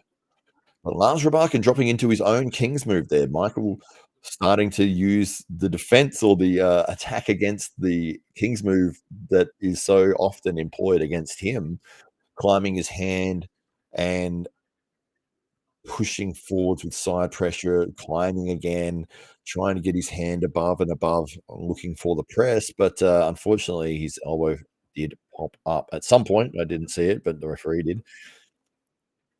All right, about to get a start again. Lars is going to drop straight back into that King's move. Oh, Michael Todd pushes Lars Rørbakken's elbow off the back of the pad on the start, very obviously. He's obviously tried to manipulate it to get the 3 fouls on Lars. He gets a warning from the referee. Michael not happy about something, but he blatantly pushed Lars's elbow straight off the back of the pad there. Now they're arguing about the strap. Michael's not happy about something. I mean, he did tighten the strap himself, but referees have tightened it again. Michael grabbing hold and tightening it again. And now he's yelling at the referee for something. Not sure what the problem is. Referee undoing the strap now. I think Michael has tightened it so much that it's gone twisted, and the referee is now struggling in front of the room full of people to undo the strap. The strap is completely undone now. They've managed to get the strap apart. I don't know what the problem was. They were still strapped together. Anyway, Michael had some issue with it. Now they're going to put the strap back on.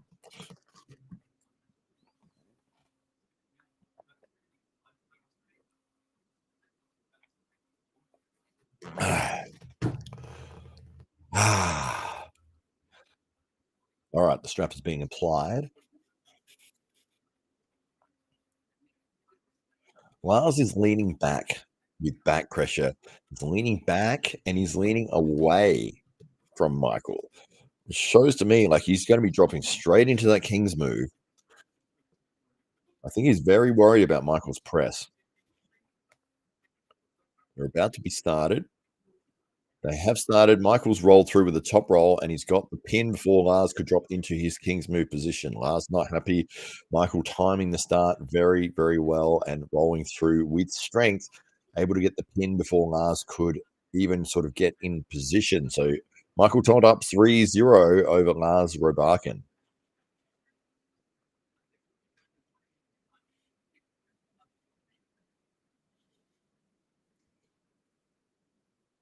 Eric asks, is Todd on the buckle side? He was on the buckle side for that pin just then.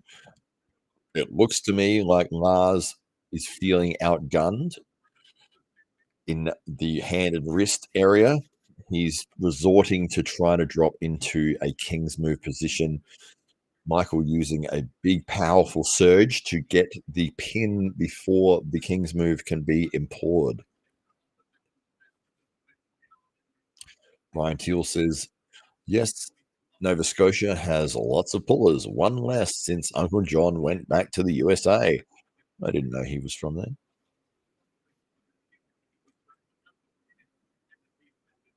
Yes, I remember watching a video on Nova Scotia. They had a traditional mariner guy or somebody from the ocean area that he was doing a demonstration or a speech or something that tourists come and watch. And it was about the history of that area or something or other. But they had a very particular accent, which I found interesting.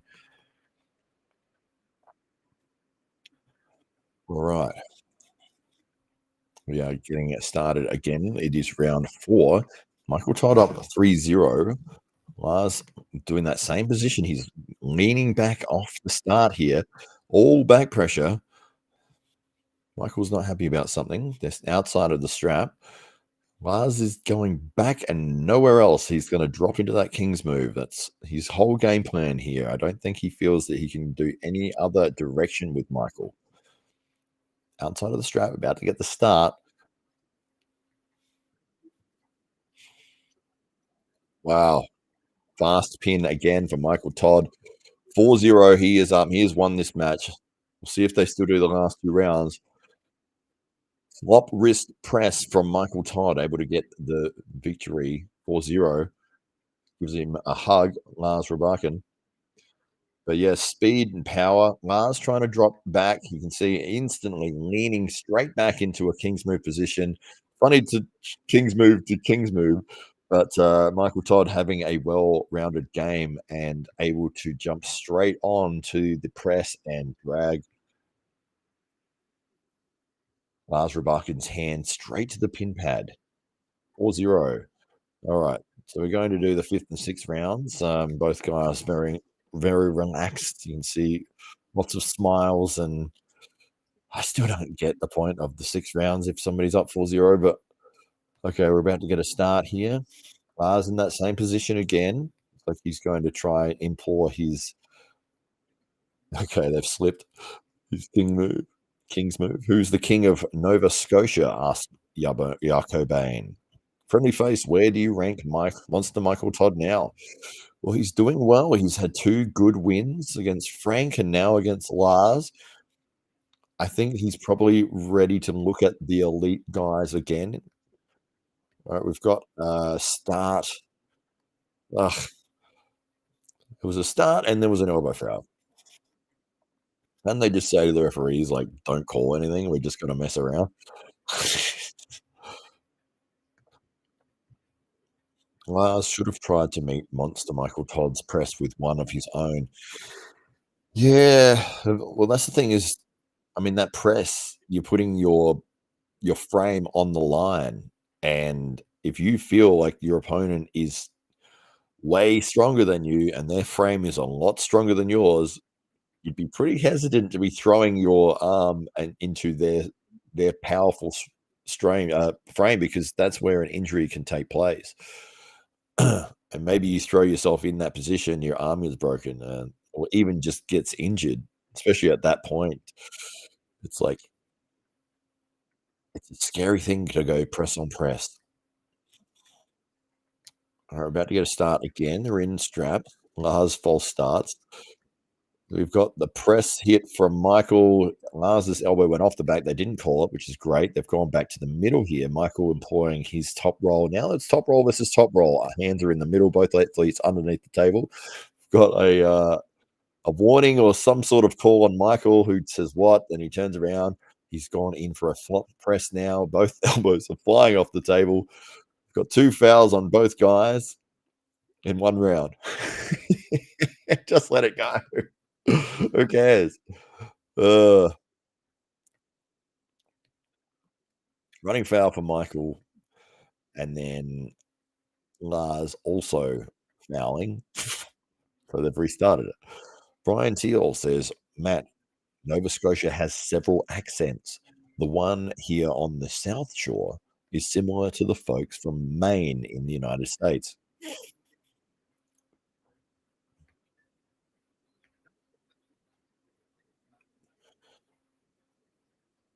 All right. We've got the 5th round here. Tag stir. What matches have finished so far? We'll come up to that in a minute. Michael Todd, very fast pin there in a flash position. So 5 rounds for Michael Todd. I don't know if they're even going to bother doing this last round. I don't see the point really, but they may still do it. They're wandering around the table. I think they are going to. Nolan says Cape Breton Gaelic, a dialect of Scottish Gaelic, and Acadian, a dialect of French, are spoken mainly in Nova Scotia. Broken says Devon beat Jerry by gripping low and attacking center. Is that just a special case of beating the press? Well, Devon is a master of technique, and his frame is probably one of the strongest in the world. Yeah, there's a lot of different methods to combat people's techniques, and Devon obviously found that that was the way he was going to attack Jerry, and it seemed to pay off. Oh, we've got the guys in the strap. Lars with a press, but an early press, but they've gone back to the restart here. Both of them starting early. Lars getting a foul for early starts. He's trying to press here. Oh, Michael Todd pressing through Lars Rørbakken as fast as he did the first round. 6-0 for Monster Michael Todd. Well done to him. He looks very happy. We'll run through the matches that have taken place in a second. Luigi is asking Petrenko versus Ongarbaev who won. They haven't had that match yet. Brian Teal says Uncle John was king, but since he left, it's me. All right. Do you have a good arm wrestling club up there, or is there several? Monster Michael Todd and his lovely wife celebrating Rebecca there. So the matches that we've seen, let me bring up my list here again. The one that I've lost every single time. There we go. So we had Schoolboy versus Ryan Bowen. Schoolboy with a 6-0 victory. 6-0 for Schoolboy. We have also seen Paul Lynn and Lachlan Adair, a 6-0 win for Paul Lynn. We saw Lutidze and Dzeranov, a 4-0 win for Dzeranov. And looks like Lutidze pulled out after the fourth round, maybe an injury there. And we've had Michael Todd and Lars Rørbakken, with Michael Todd walking away with a 6-0 victory as well. There's 3 matches still on the card: Petrenko and Ongarbaev, Jablonsky and Laletin, and Morozov and Matyushenko still to come. I've been seeing the interview with Jake Ward and Monster Michael Todd at the moment.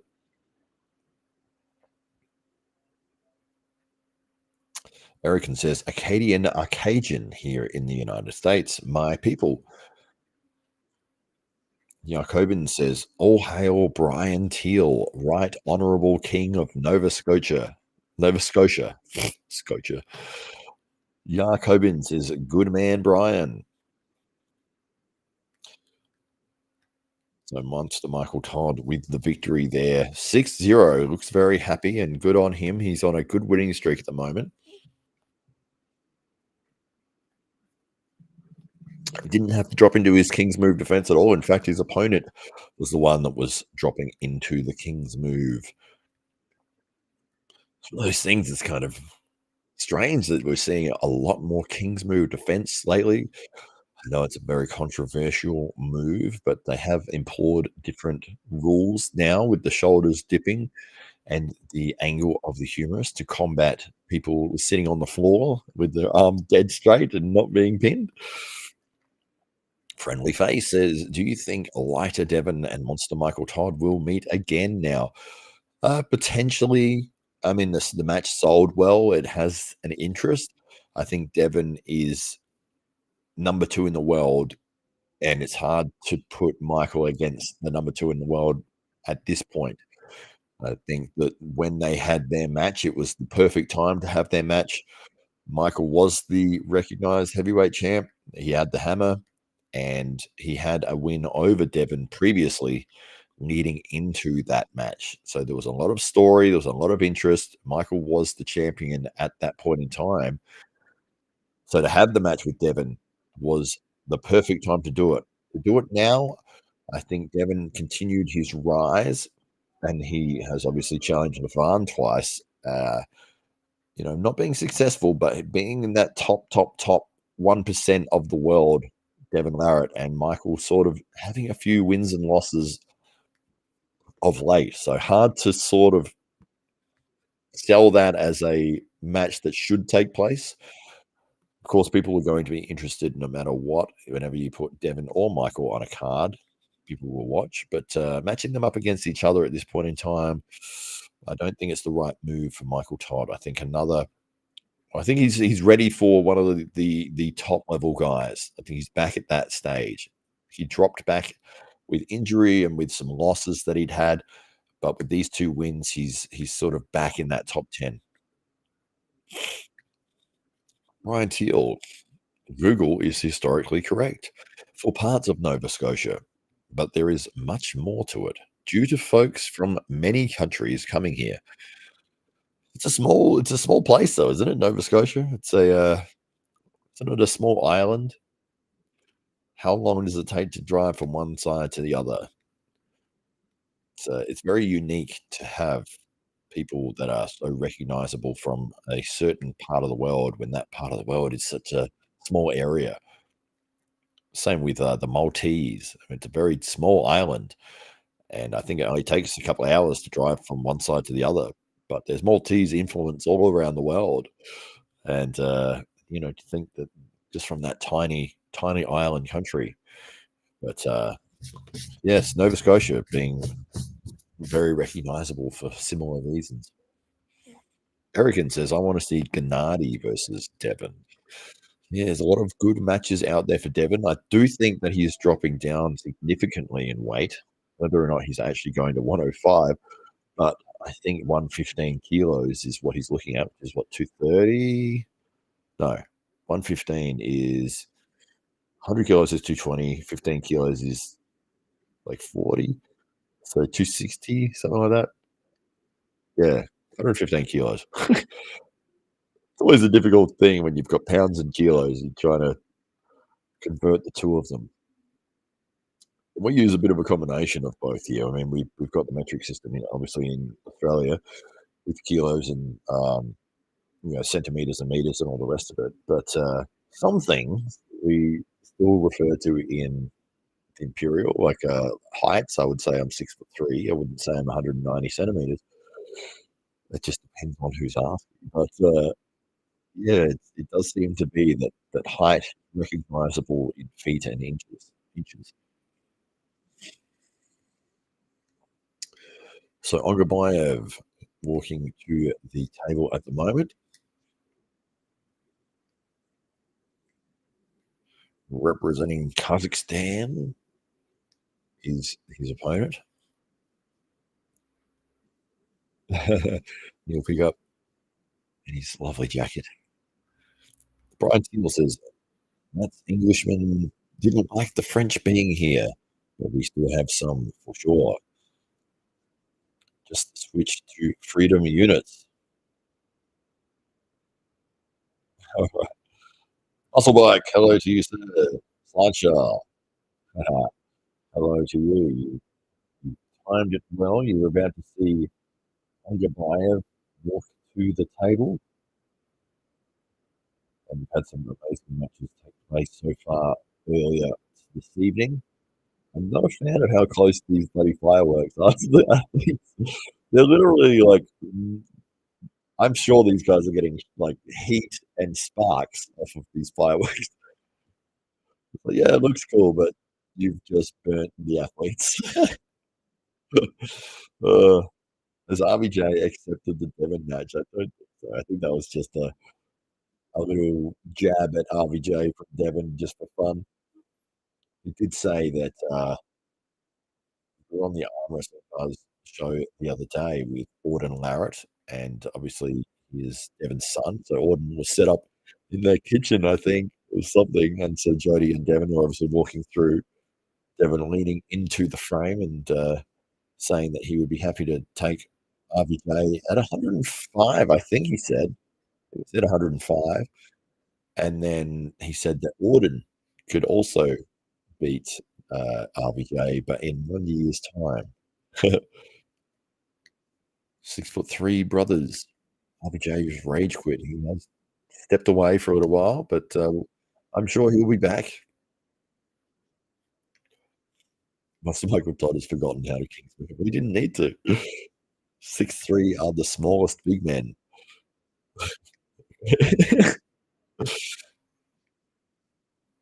All right, Petrenko and Ongarbaev are at the table at the moment.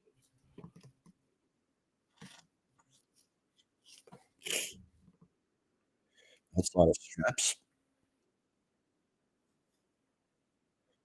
All right, there's going to be speed here. Hands are being set by the referee. Shoulders are good. Thumbs are being closed. Hands are being closed. And we're going to flip. It looked like Ongarbaev went into a top roll position and just slipped straight out of the hand. Brian Steele says that east to west is under 2 hours. Wow. North to south. Oh, okay. It's around 8 hours. So yeah, it's a lot bigger that way. North to south is larger than some New England states in the US. Yeah, absolutely. Yeah, when you were saying 2 hours across, I was like, "Oh, this place is tiny," but yeah, 8 hours long, it's, a bit different.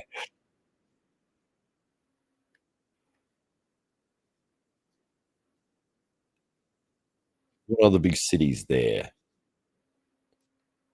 The capital. Is there rivalry between the North and the South, I wonder? Seems to be in most countries. North and South Korea, not happy with each other.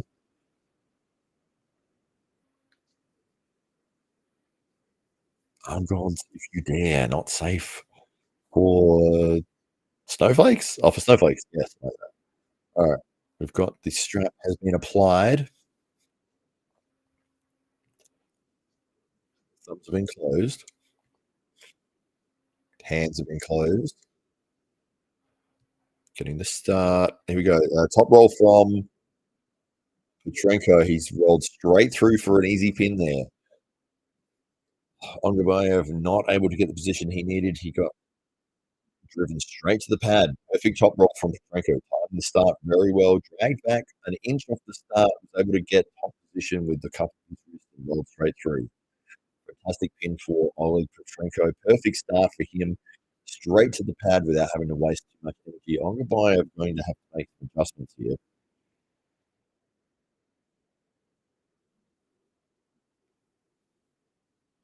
Drew. Oh! Eye on D. Friendly face. You will see the RBJ will rage join back just to prove a point. Yes, it seems to be the way with RBJ. He's a very emotional man, very passionate. And I haven't watched the videos that he's put up about leaving, or I guess quitting at the moment, but seems to be the passion with RBJ is he does sort of step away every now and then and comes back. But very passionate individual who loves to talk about arm wrestling, but unfortunately not happy with the online world at the moment.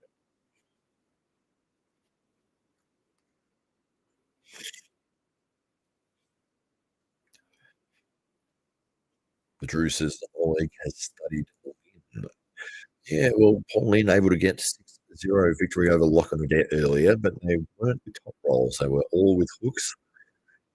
So outside of strap here,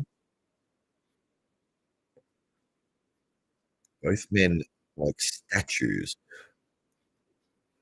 Hands have been closed. Oh, we've had the start. We've had a foul going to Petrenko for something, for an elbow, I believe. He may have started early as well. But Petrenko has had one foul. So they're getting it lined up again. Nolan Berger. I've only been to the New Brunswick. The Maritimes province is beautiful from what I've seen.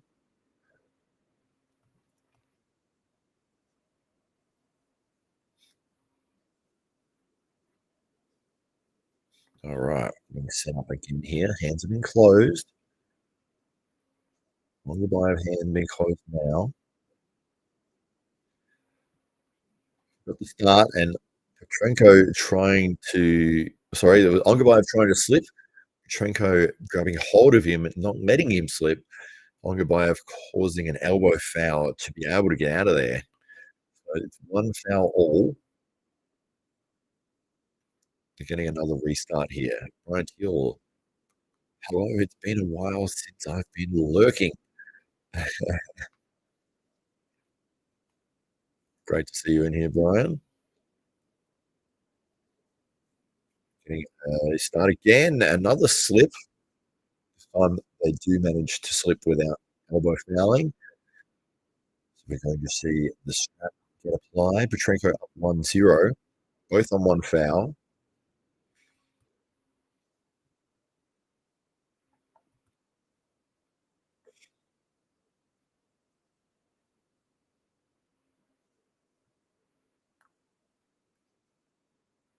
I hate it when they do this.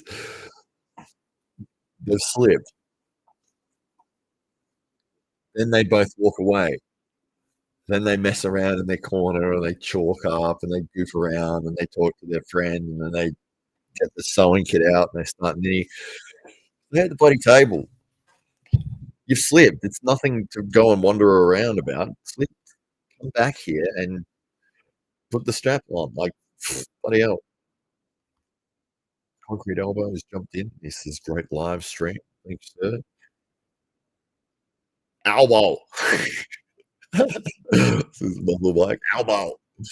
I think it was quite funny with Devon's last match with Levon.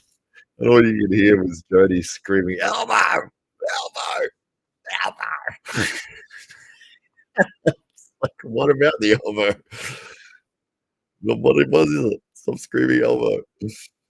All right, we're about to get the start here. Both guys are in the strap. Hands are being closed. Oh, we're getting a foul on Ongarbaev for carving in, I believe, on the close. 2 fouls for Ongarbaev. He wasn't happy about that. But he wants to supinate here. He's trying to turn his hand in. Petrenko is now not happy about the way his hand is being closed. He's saying that to the referee. Referee explaining how to close the hand. So we're about to see the start here. Thumbs are being closed. Ongarbaev is closing first. Petrenko's hand closing now. We've got the start. Petrenko rolling straight sideways to the pin pad. It gets a pin. Is it a foul, though? Ah. Oh. Is that a... I hope I didn't yell into the microphone just then. But I was quite frustrated. Petrenko rolling straight through sideways, getting an easy pin. Not even having to get the whole top roll position. It was very much a slide pressure. Pure power rolling through Ongarbaev. Too strong is Petrenko. They've called something, and Petrenko's punched the table. Trump's gone everywhere. He's now talking to his cornerman. I don't know if he's got called a pin or a foul there. ADI 80 says, did Revaz started? No, not yet. Might be the next one up. But match results we've had so far, we've had Ryan Bowen going down to Schoolboy, 6-0 victory for Schoolboy there. We've also had a 6-0 victory for Paul Lynn over Lachlan Adair. We had Dzeranov and who was it? Dzeranov and Lutidze, and Dzeranov able to get a 4-0 victory there. And right now we're looking at Oleg, Petrenko, and Ongarbaev. Okay, so was that given as a pin? I believe it has been awarded a pin, even though both referees did some sort of foul signal, but I guess they've changed their mind now. Okay. So we've got this is what's kind of confusing sometimes because the guys keep just wandering away from the table. They're about to get started, and then Patranco has just let go and walked away for a little while. I'll just go and mess around in the corner and put some more chalk on. Mate, you're supposed to be at the bloody table. Anyway. So you're applying the strap here. HCP is in the chat. You've got to be devastated at this point in time. His hero, Ryan Bowen. His man crush has unfortunately gone down 6-0. And Lachlan as well. HCP won't be happy. Won't be sitting there smiling. Won't be telling everyone that I told you so. All right, we're about to get a start here. Hands being closed for Ongarbaev. Hands being closed for Petrenko. We've got an elbow foul on both of them, I think. And they both elbow foul. Ongarbaev coming off the front of the pad and Petrenko coming off the back of the pad. They've both got a foul. RHCP, yes, both lost 6-0.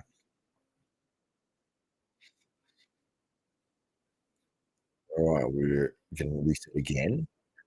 Hands been closed. Hands have been closed. We've got an early start. An early start that he's celebrating. He's celebrating getting the match restarted somehow. He's very happy about having early started and it being caught. All right. Petrenko's on 2 fouls. Ongarbaev is on 2 fouls. Hands have been closed. Petrenko rolls through again. Too strong. He's too strong for Ongarbaev. Ongarbaev not able to get position at all. His hand and wrist got driven straight to the pad in a top roll. Petrenko up 3-0. He is looking at the dominant man in this match. I don't know if Ongarbaev is in a position where he can really do it a lot. He's getting overpowered completely. His wrist, his riser got compromised instantly off the go, and he was driven to the pad. A lot of side pressure coming from Patranco as well as his top roll. I think that's the key here is Ongarbaev is not losing his wrist backwards, but he's losing his riser. Riser is going down to the pad. So his bicep is in a hammer curl position and not able to lift the strength and the power that Petrenko is rolling through with. HCP says, long flight back home for those two. Wasn't expecting a sweep for both. Wow. Yeah. There were interesting matches. Ryan trying to get into a king's move position in every round. It was getting more and more effective as they went.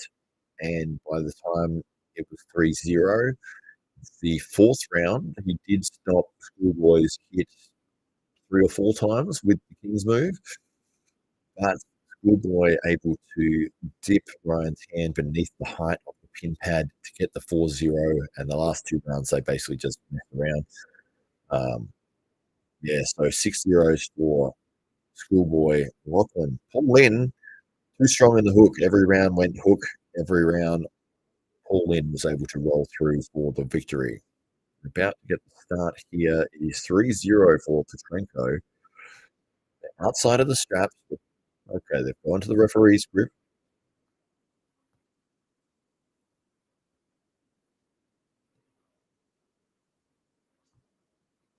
Petrenko looking very dominant here. Surprising me, actually, because I did think Ongarbaev would have all the tools in the shed to be able to overcome Petrenko's weapon, but unable to stop the crazy power of side pressure that Petrenko's laying down.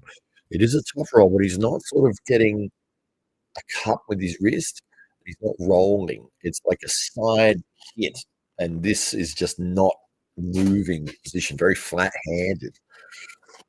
And I think he's just relying on the fact he can get through the riser of Ongarbaev. They have slipped, and they're going to be strapped together. But Ongarbaev's wrist is getting, the riser is getting dumped. So he's getting dumped here, and then it's going sideways. He's not able to bring any pronation into his defense, and he can't cup either because Petrenko is not trying to cup, so they're both sort of tied together sideways, flat-wristed. Petrenko able to drive through strong enough to get through the pin pad without this being compromised. It's almost the same position that they start the round in.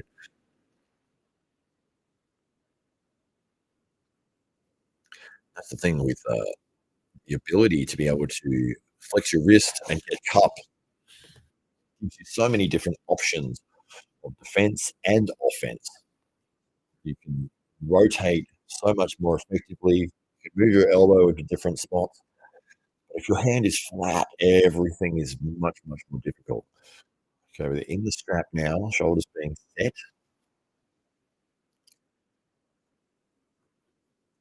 Thumbs being closed.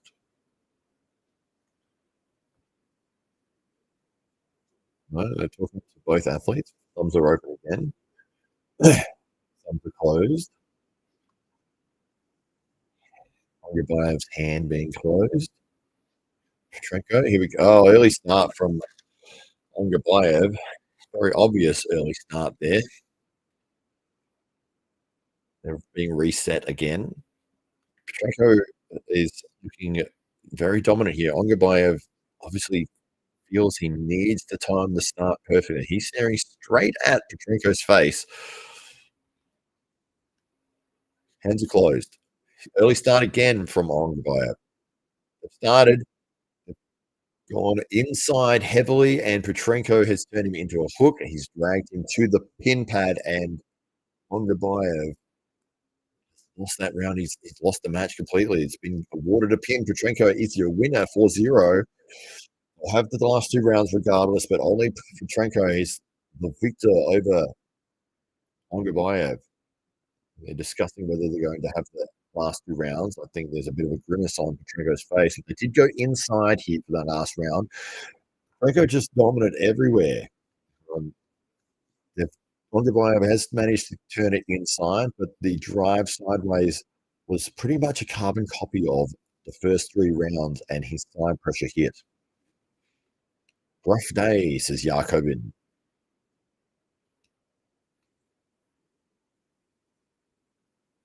Patranco looking incredibly dominant.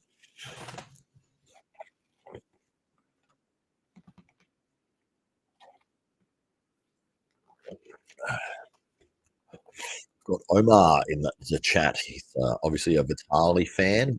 We'll see him not after this match, the match after that, I believe. Oh no, maybe the next one up. We'll see what the match order is. But Laletin will be up soon.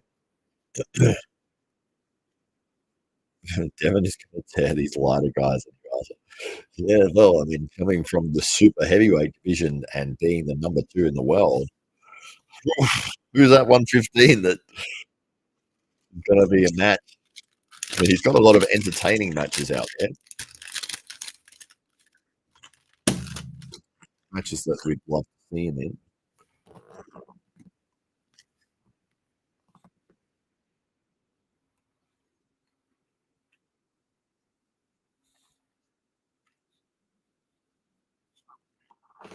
Brian says, Ryan and the Anvil are both the blue. They are at the moment. I'm sure that they're having a good time there regardless. Okay, so they're not going to pull these last 2 rounds, I believe. We're getting a nice double bicep flex from Petrenko. His girlfriend's run up to give him a hug. He doesn't want to hug her back because he's covered in chalk. He went to put his arm around her and then didn't touch her. That was great.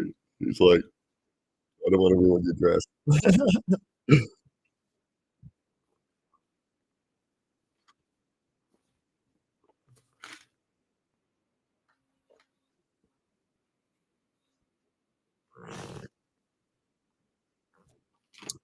Great win there for Petrenko. So I don't think they're going to do these last 2 rounds. Still haven't decided. Don't do that. Don't do it. Petrenko. Massive victory over Ongarbaev. 4-0, I think. Yeah, okay. They are not going to be doing master rounds then. Talking with Jake Ward here. Fantastic. I reckon depends. Devon is not going to be on the same pancakes he was when going for Levon. Yeah, I think there's the difference though is Devon was looking at being as strong as possible and being as big as possible when he was going against Levon. Where, he's probably adding a lot of bulking agents and those sorts of things to put size on.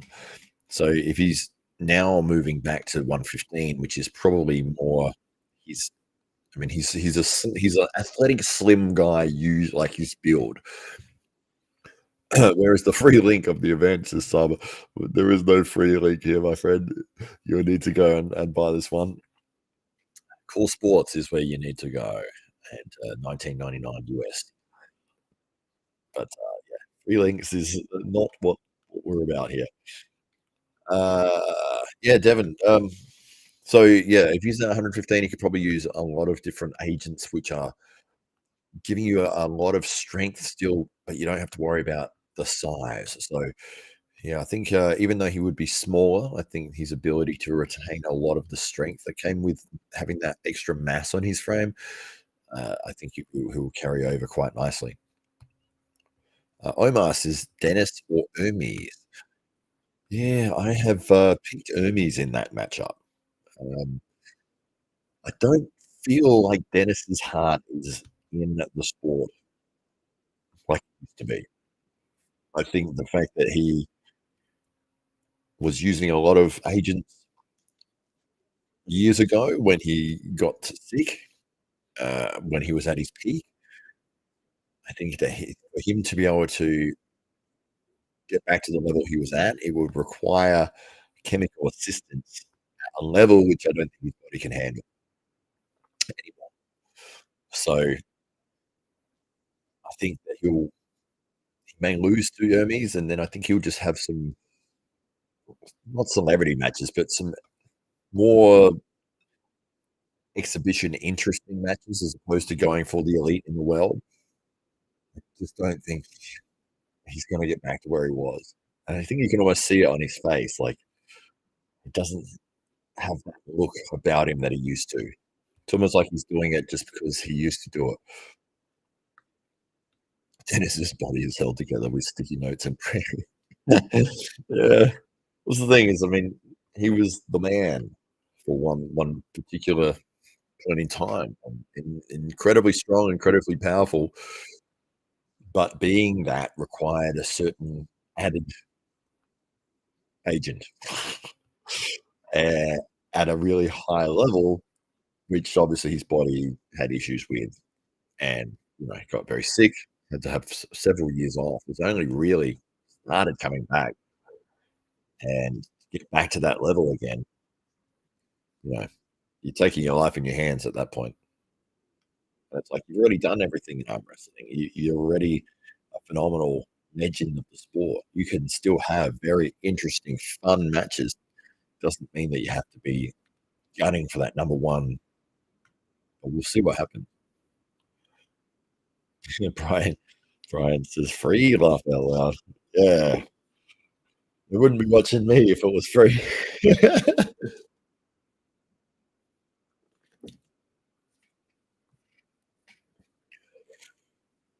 Drew put the link up there. Yeah, Core Sports is the website to go to buy the pay-per-view, or you can listen to me talking you through the matches as they happen. Trying to be as descriptive as possible so you get an idea as to what is going on. All right, Kamil Jablonsky is up next. So that should be exciting. His crazy press style. Kamil and Laletin are about to walk into the arena. Hopefully they don't get set on fire by the fireworks. What do you think about Monster Factory's rules and structure? Asks Eric. I've watched Monster Factory several times. I don't remember seeing like anything out of the ordinary for their rule set. I think they run with running fouls. Is there a very particular thing that they're doing differently to everybody else? I don't remember a very specific thing that they were doing that others are not. But it's fantastic that there's so many organizations out there that are promoting the sport, popping up, putting on events. I mean, we've got the event we're watching right now with Core Sports. We've got Armed Gods, we've got Armed Wars, we've got AWE, we've got an amazing amount of organizations all around the world. Propanja, and America has like a lot of tournaments going on. I think every time I've looked at the calendar, there's an event on every weekend. We've got Winter Blast and Mac and all of these places that are putting on events, and we're seeing different things being tried out, like with Mac with a different style of table and a different rule set.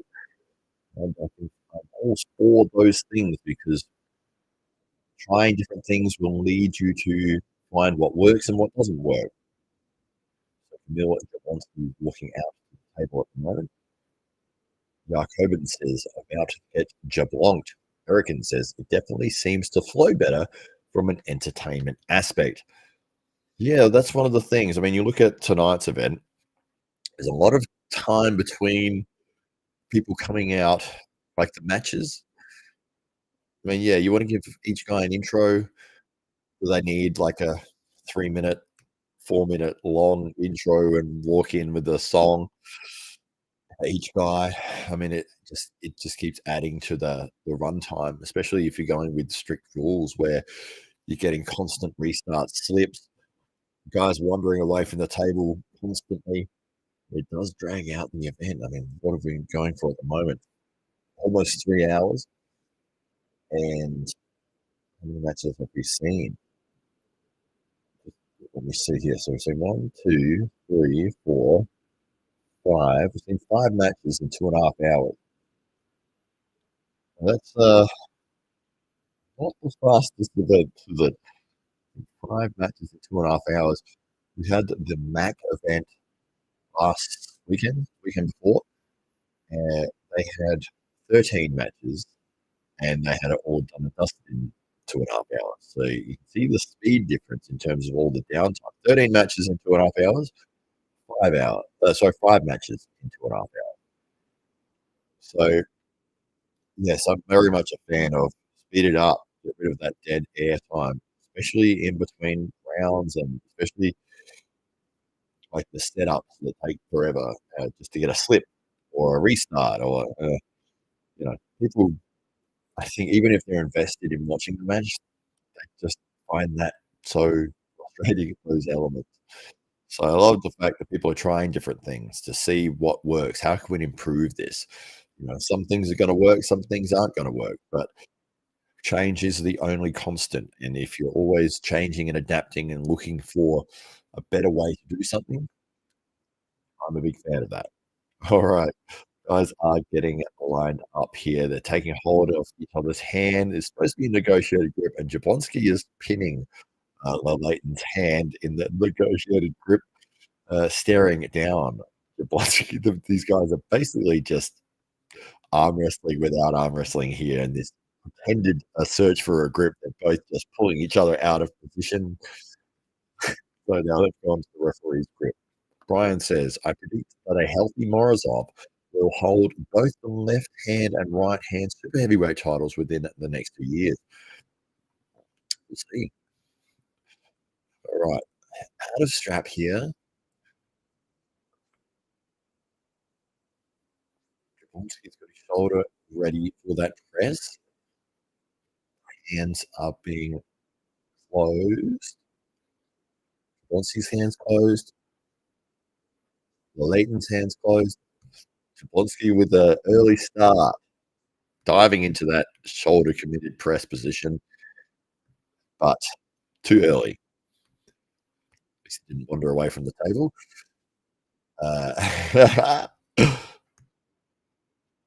All right, hands are being lined up again.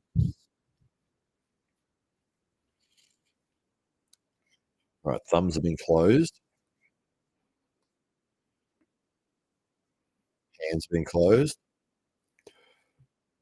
Once he's climbed into that press position, he lost his hand and went straight into a flop press, and Laletin drove straight over the top of it for a slip. We have a slip, and they're going to the strap, but Jablonsky diving into his press position, wrist going straight back, and Laletin's hand shooting over the top, but no sideways advantage gained for Jablonsky trying to get that pin, trying to get into that press position.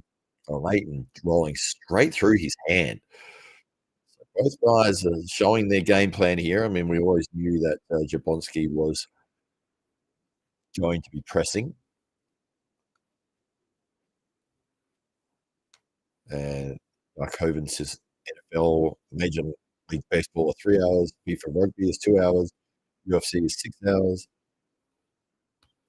We'll talk about that in a sec. All right, they're in the strap. So it looks like Laletin is going to be going for a speedy top roll to try to counter this press. Hands have been closed now. Let it go. Jablonsky's in a press position, in a flop press position. His elbows come off the front. He's been pinned by Laletin, but they're saying something now. There's one of those things with the referees, even when somebody gets pinned, you got to wait to see if they've actually called it a pin. They have called it a pin. No? Have they? Yes. No. I don't know. The referee's put his hand up. Now it is a pin. Thank you. Oh, both guys still arguing with the referee about something. They're not happy. Laletin and Jablonsky both talking back and forth with each other about something. They're playing a replay here now. Jablonsky's dove in for the press, lost his wrist. Elbow has come off the front of the pad. He's on the table, actually, and he's gotten pinned after that massive elbow foul. I think that's what he was complaining about, was that, hey, I've fouled and you didn't restart it. Which is good. You shouldn't get a restart if you fouled deliberately. Wow. There you go. So it's 1-0 for Laletin. Oh, they are restarting it? Oh, see, this is what I mean. They make the call, and then you're never sure if it's an actual pin or not. So it's not a pin. Even though they put it as a pin on their scoreboard, they've changed that now. And now both guys have a foul. It's back to 0-0. Hey, I don't know why. I don't know. Jablonsky, I don't know. His elbow was literally on the table. Maybe he's trying to say that, hey, I was in a foul position and I got pinned, but you're basically calling yourself out. But he's managed to get the restart there. All right. We're about to get the restart here. They're both in the strap. Hands are closed. Start. He's got the press position. And another stop. He's driving towards the pin pad. And something happened that stopped the match. It was so important. I don't know what it was. All the fouls have disappeared off the athletes' names for some reason. I don't know who's on what foul, but they're about to get another start here. I don't know what happened then. I think it was a foul on Jablonsky. All right, hands are being closed. Oh, you gotten pinned, lightning fast pinned by Laletin over Kamil Jablonsky. Laletin timed that perfectly off that start. It was an instantly powerful flash top roll. Fast as you can imagine. Jablonsky trying to get his shoulder in and immediately losing his hand, and it's driven straight to the pad in half a second. Wow. Super fast pin from Laletin. He had the perfect setup. He dominated Jablonsky's wrist off the get-go and drove straight to the pin pad. He's up 1-0. Omar says, in your opinion, who is the best arm wrestler? Currently, it's Levon, Sagash, and Vitaly. Of all time, there's lots of arguments to be made. I think it's very hard to go past John Brazil, being so dominant for so long. A lot of people have put Cleve Dean up there as well. He's an absolute monster of a man with a giant press, beat everybody that you could imagine. But, am I saying that wrong, Marshall? Laletin. Okay, I will correct it just for you. Laletin. Brian says, I was watching UFC since 94, 95. I switched to arm wrestling 5 years ago. I got sick of the bullshit, and I am happy as arm wrestling has grown hugely since. Real Hoopers. I'll get to you in 1 second. Outside of strap, they're getting it lined up with referee. Is it negotiated? Negotiated group. They're both fighting pushing their hands around, supinating, wiggling. We might get a start. Both in the position. We got to go start. The hand is flopped back again. Laletin is able to drive through, and it's gone to a slip. Laletin, thank you. Not Laletin. Oh, am I saying it wrong? I don't know. Laletin. Laletin? Is that right? Laletin? I don't know. Laletin. I don't know. Anyway, he's up 1-0 over Kamil Jablonsky at the moment. Guys getting strapped together. Jacobin was talking about the length of time for certain sports there. Absolutely.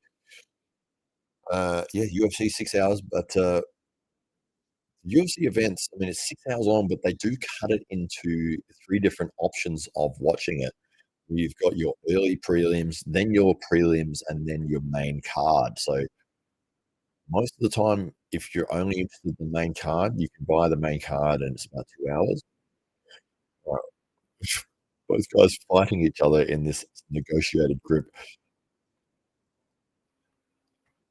Kamil pushing Laletin's hand to the pad, but now we're getting into the center here. All right, referee about to get this underway. Flop wrist press from Jablonsky again, but it was an early start. Getting reset.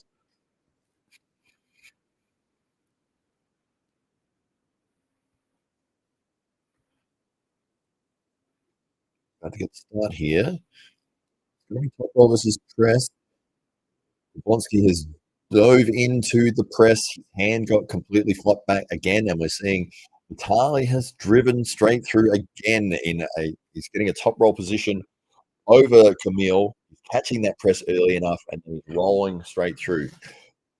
Kamil's hand being back like this, and he's unable to Jerry to press it.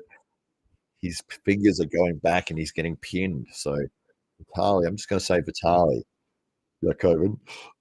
Oh, muscle bike. He's not happy with it. I'm going to call him Vitaly then.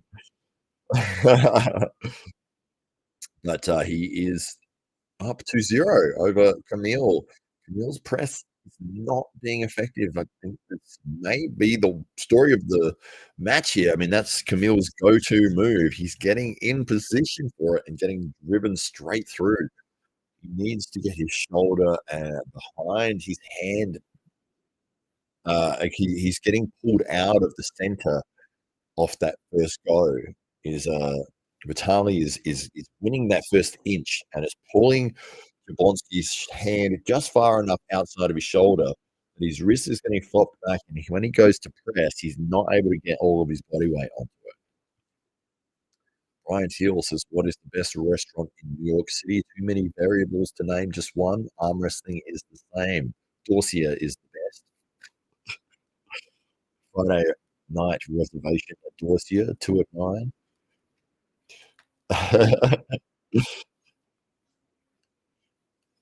Too many variables to name just one. There it is. A lot of variables in arm wrestling, which is what makes it fun. It's not just about who's stronger.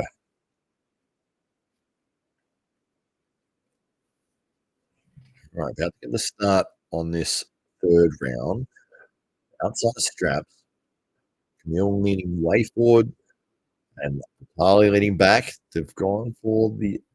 They've had a start and they've slipped and gone to strap. Better position for Kamil there. He was able to get his shoulder behind his hand, but it still ended in the slip. They've wandered away from the table to contemplate important things while the referees stand there and wait for them to return. They're back now, though, and we are getting the strap applied. Jacobin says, "Good point, Matt. 2 hours or less is good for me. Then that pre and post stuff is fun." Yeah, absolutely.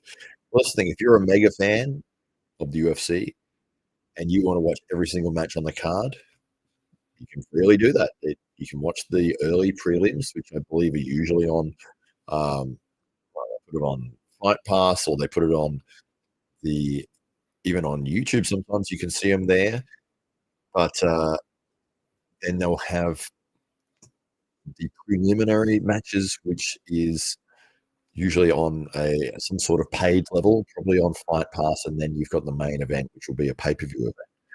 If you want to watch all 6 hours, then go right ahead. If you're only interested in the main cards, you can do that and just get 2 hours of blockbuster entertainment from the UFC. Very clever model. Both in the strap here. Vitaly is looking like he's going to do the same thing again. Kamil really needs to get his shoulder behind, because if he's going to lose his wrist, he needs to be in a better position with his frame. He needs that first inch. Hands are closed. He got it that time. He's driven in. He's in a press position. And Laletin, his hand is in a hammer curl position. Kamil Jablonsky has got the pin. He was able to get his shoulder close enough to his hand to win that center position and drive down. And Vitaly was able to sit in a hammer curl position, holding Kamil's weight for about 5 seconds, but was unable to improve his position and eventually conceding against Kamil there. It's 2-1.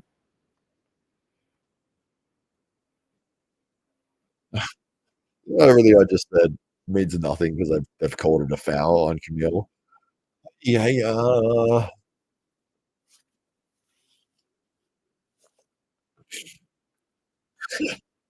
All right, it's not a win for Kamil. Apparently, there was a foul committed by Kamil, and it is still 2-0 for Vitaly. They're going back into the strap with 1 foul on Kamil. They called it a win, both referees. And then, I don't know, a minute later, oh, no, it's a foul, yeah. Did we say win? We meant foul. I didn't even know what the foul was for. All right. Guys are getting lined up again here. Thumbs are closed. Hands are closed. A foul again, but this time on Vitaly, I believe. He rolled through in a top roll to the pin pad, but Kamil stops trying about halfway through. Oh, okay, they've given that the pin. All right, so it's 3-0. They're making it hard for me here. It is.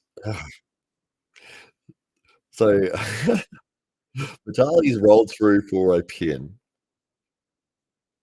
There's a big elbow foul off Jablonsky. He's come off the front of the pad. His elbow's on the table. This is what happened in the first round, and Jablonsky was able to get a restart. I think maybe he was saying the same thing here, but it's been given a pin against him.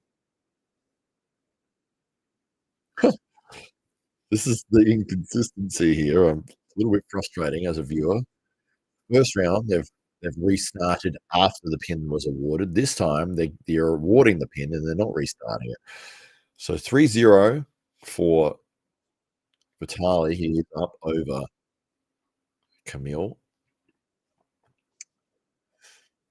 Well, can Kamil turn it around here? He has the ability.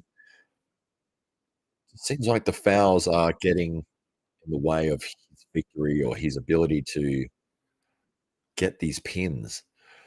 Seems like every time he's gotten a pin, it's been taken away from him, or the same with Vitaly. He's probably pinned 4 times, needed to be restarted. 3-0 up at the moment.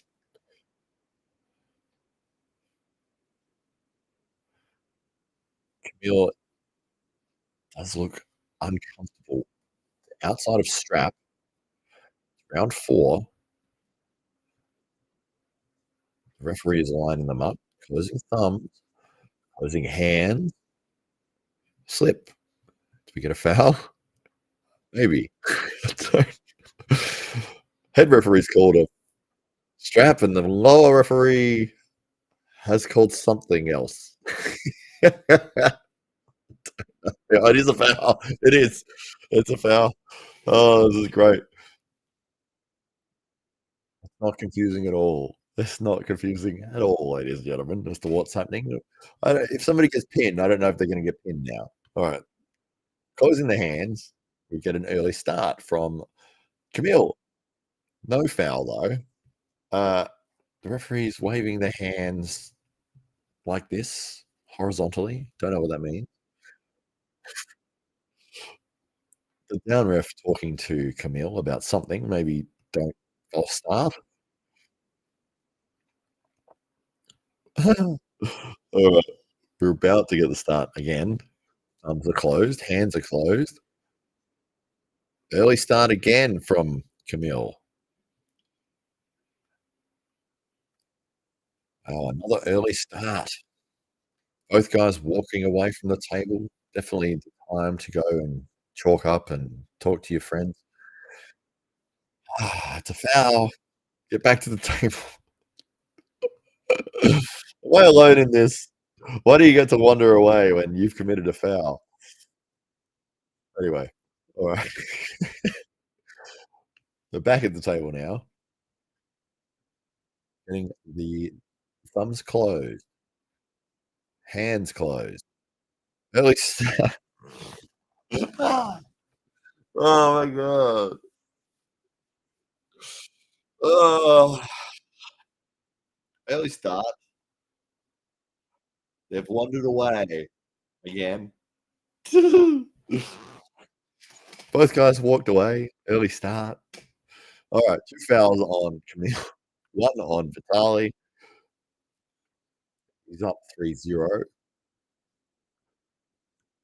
Outside of strap. It's going to end up in a slip regardless, I'm betting. Hands are closed. Early start from Kamil has got to be. Is it? Have they given that a pin? I don't know. Is it? Oh, it was a foul on Kamil. 3 fouls. He's lost the round. He's also lost the match. 4-0 for Vitaly. So confusing, this, seriously. Every time something happens, it's confusion. What's going on?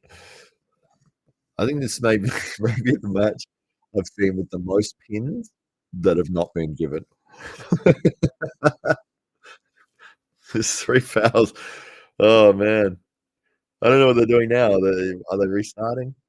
It's been given as a win, but now they're back. Okay, it's 4-0. Oh, there's a fantastic shot of Schoolboy in the background of the table, looking as bored as you could imagine somebody looking. They need to get him out of frame. Oh, he's sitting there like he's asleep. It's like, someone move Schoolboy, please. All right, they're in the strap. It's round 5. They've gone into the position. Kamil's in a press position with a flop press. Laletin is holding strong. He's in a hammer curl position. He's holding above the pin pad by half an inch, but it has been given a pin for Kamil. Or maybe not. Wait and see. I should stop saying that there's been a pin at all, because I'm sure they're about to restart it. Oh, they've actually given it. Wow, okay. So Kamil with a pin, finally. 4-1. Going into the 6th round. He's in the corner at the moment. Omar says, in your opinion, hook versus top roll? Well, if you look at the top 10 in the world, I don't think you'll see too many hookers in there. think the vast majority of people are top rollers that are at the pinnacle of the sport. Doesn't mean that hooking is not a very, very effective technique, and it really just depends on the person. Some people are phenomenal in the hook position, and they just cannot coordinate the top roll as well. Some people, it's the opposite. But I don't think that one or the other is superior. It's more about what works best for you. Brian prefers the egg roll. All right, 6th round here with Jablonsky and Laletin. Hands are closed. On for the press. The flop is pressed, and he's driven through. Jablonsky with a pin, and it is 4-2. 4-2 for Vitaly Laletin over Kamil Jablonsky. 4-2. That's the thing. Why have 6 rounds? Because the last 2 mean nothing. Why do it? Why even bother? 4 rounds. You've won 4. First to 4. Does this not make sense? Why have 2 rounds at the end when somebody's already won? You're just going to either get injured or you're just going to goof around. It doesn't mean anything. The match is over. Like, oh, it's the opportunity for them to show around, like show off their skills or goof around. It's like, I don't want to see that. Maybe in the after pool. Well, let's see the other match. All right, here we go. So Kamil Jablonsky unable to stop Laletin's height and speed, flopping his wrist back and getting the top roll victories over Kamil. We did see 2 victories in the press for Kamil in rounds 5 and 6. However, there were rounds 5 and 6, and whether or not Vitaly was giving his best effort at that point. 5:20 in the morning here, Sunday morning.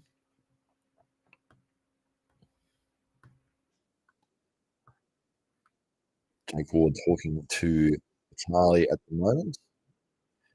Vitaly's a lot taller than I thought. Vitaly's taller than I thought he was. Then I realized he was standing next to Coach Ray, so that makes sense. Vitaly was just being nice. I believe so as well. I mean, why try as hard as you can in the last 2 rounds when you've already won the match? All right, we've got Morozov and Matyushenko to go. The main event of the evening. What are we thinking, ladies and gentlemen? Morozov and Matyushenko.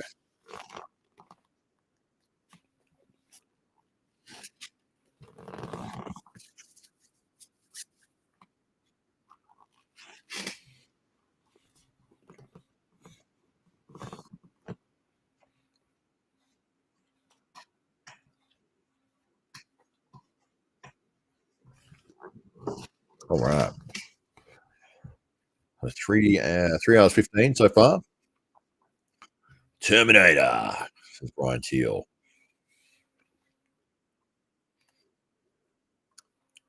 Really exciting match coming up.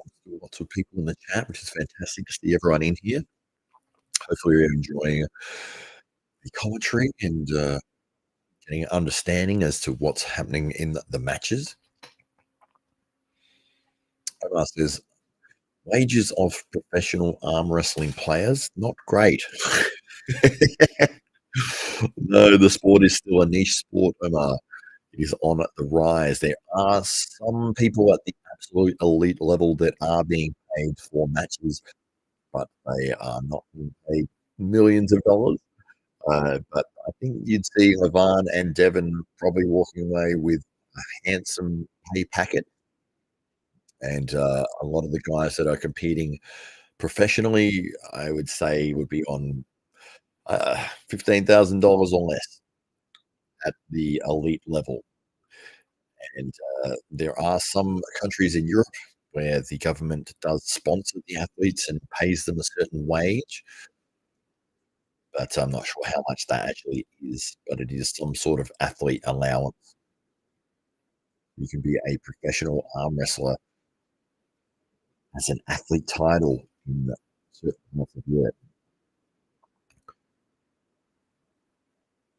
Laletin. Okay, Vitaly Laletin. There we go. Thank you, Jake. Brian, agreed, Matt. Yes, well, that's one of the fun things about seeing the rise of a sport, and everyone that's in here is right at the ground level, I feel, of an upswell of popularity of arm wrestling. It feels like it's exploding everywhere. We're seeing more and more events, big productions. We're seeing more clubs popping up all over the place. We're seeing tournaments every weekend in the United States. We're seeing more and more celebrities that are sort of celebrity athletes that are dipping their toe into the arm wrestling world as well. And it feels like this sport is just going to continue to grow, and it's the support of everyone that's in here and listening to me just talk about an event, let alone watching the event, but still supporting and wanting to be part of it. Maybe you're in a position where you didn't want to, or you didn't want to put your money towards this event because you might be saving it for something else, or you just didn't have time to watch, but you thought, hey, I'll fire up YouTube and I'll be happy to hear and be part of the chat with the people that are watching it. So let me run through the results that have taken place. Schoolboy versus Ryan Bowen. We had a 6-0 victory for Schoolboy. Same with Paul Lynn. He was able to get a 6-0 victory over Lachlan Adair. We had Dzeranov, who took on Lutidze and was able to get a 4-0 victory. I'm not sure if they class that as a 6-0 because of the retirement. Lutidze didn't want to continue after the 4 rounds. We saw Michael Todd get a victory over Lars Rørbakken, which was a 6-0 as well, I believe. Kamil, Jablonsky, and Vitaly Laletin just took place there. We saw a victory for Laletin 4-2.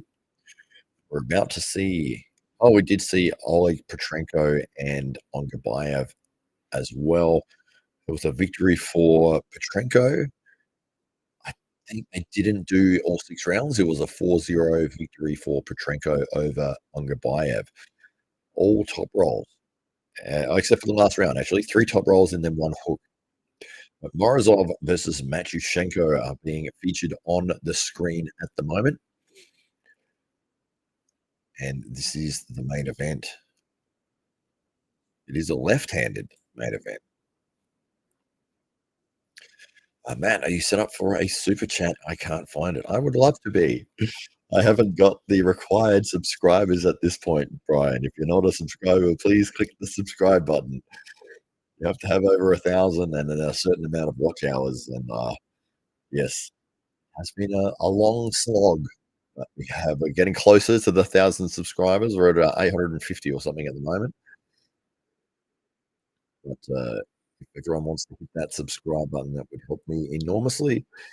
And that's one of those things that comes as a perk in YouTube if somebody wants to show their appreciation, or they can put a super chat in, which is effectively giving a donation, and they can add a comment. A lot of people will do that when streams are quite busy. You can make your comment stand out and make sure that people will read it. And Matt, I'll get you when the time comes. Thank you, sir. So many close matches. Yeah, this is all squash matches, isn't it?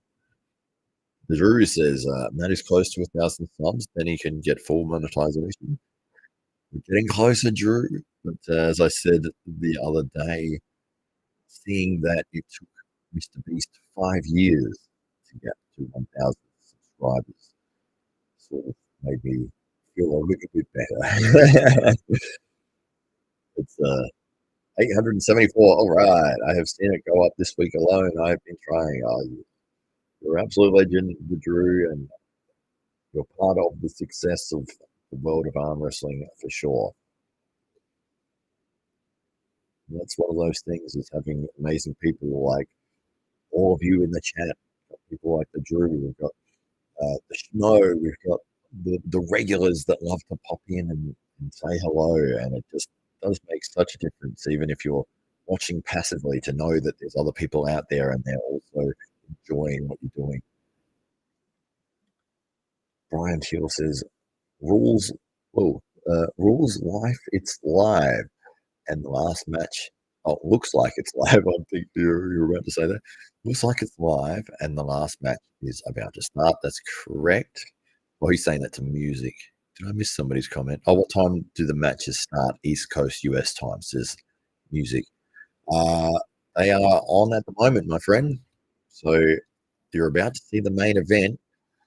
So if you're watching me and you don't want to get the main event spoiled, it might be a good idea to click off and go to Core Sports and order the event. You can see the main event right now, and after that, you can scroll back and watch the rest of the matches. Drew says, or you can integrate PayPal with StreamYard to display those on the screen too. And you get much more of the money that way. YouTube takes too much, in my opinion. I think it'll take 30%, which is, if you give somebody $10, say, hey, love your work, this is a thank you, or just to show appreciation, or YouTube gets $3 out of it, and then you get taxes on top of that. So it can be frustrating for certain people, but we're still trying to hit that 1,000 mark regardless, because it is a bit of a milestone. He deserves your support. He does all he can for arm wrestling worldwide. I wouldn't do it if I didn't love doing it. The Drew, and the money side of it is just would be like a nice little bonus, but I would be doing this no matter what. And it has given me the opportunity to meet amazing people, and I've traveled around the world specifically for arm wrestling purposes, which is beyond wildest dreams, really. Getting to meet so many amazing people in the sport, being on a podcast with Paul Italia and Israel Chavez, and getting some of the top elite guys in the world. I get to talk to them. We get Auden Larratt and James English on the show, just gone, and Devin Larratt sticks his head in and says hello, and you're like, oh God, I'm on the same podcast as Devin Larratt. It's just amazing. Being a fan of the sport, and it's just incredible to think that you get to meet and interact with these people at this level. It's so lucky. All right, we've got Matyushenko and Morozov at the table at the moment. White Wolf is here. Good to see you, sir. Drew, you beast, you, he says. Arm God's army in the house. Absolutely. All right. Both guys are in the negotiated grip. So I think they get 30 seconds. The referee trying to sort of shuffle them into position. Morozov dragging back and forth, lifting his arm. It's not going anywhere. It's going to go to the ref's grip. They've wandered away from the table. Come back to the table. Where are you going? What are you doing? Come back to the table. It's like, negotiated grip. Oh, you didn't negotiate. Oh, see you later. I'm just gonna walk over here for 5 minutes. It's like, what are you doing? It wasn't a slip or a foul or anything. It's like negotiated grip didn't work. Oh yeah. Be back in 5 minutes. All right. Back at the table. Referee is lining their shoulders up. Thumbs are closed. Hands closed for Matyushenko. Morozov's watching the referee closely. We've got to start looking inside. They're both in the hook. They're both in the middle. Neither guy able to get a good offensive position. Both sitting directly in the middle, keeping their shoulders in position. We've seen hits from Matyushenko, hits being caught over and over from Morozov, but one of them manages to dip below the height of the table. Guess what happened, guys? It's a foul restart. Even though it was a pin. Some sort of foul. Oh.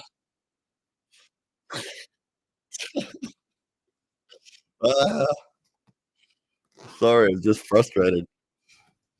You see a pin, and then it's like, nah. Gonna see 6 more of them before we give one of them.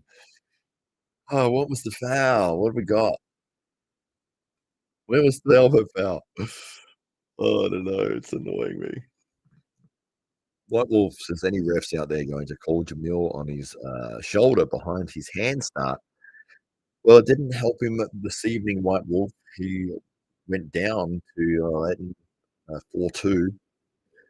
So he did. He always has his shoulder very tightly positioned, ready for that press, but it didn't do him any favors this evening. And Laletin able to get hand position and drag that first inch.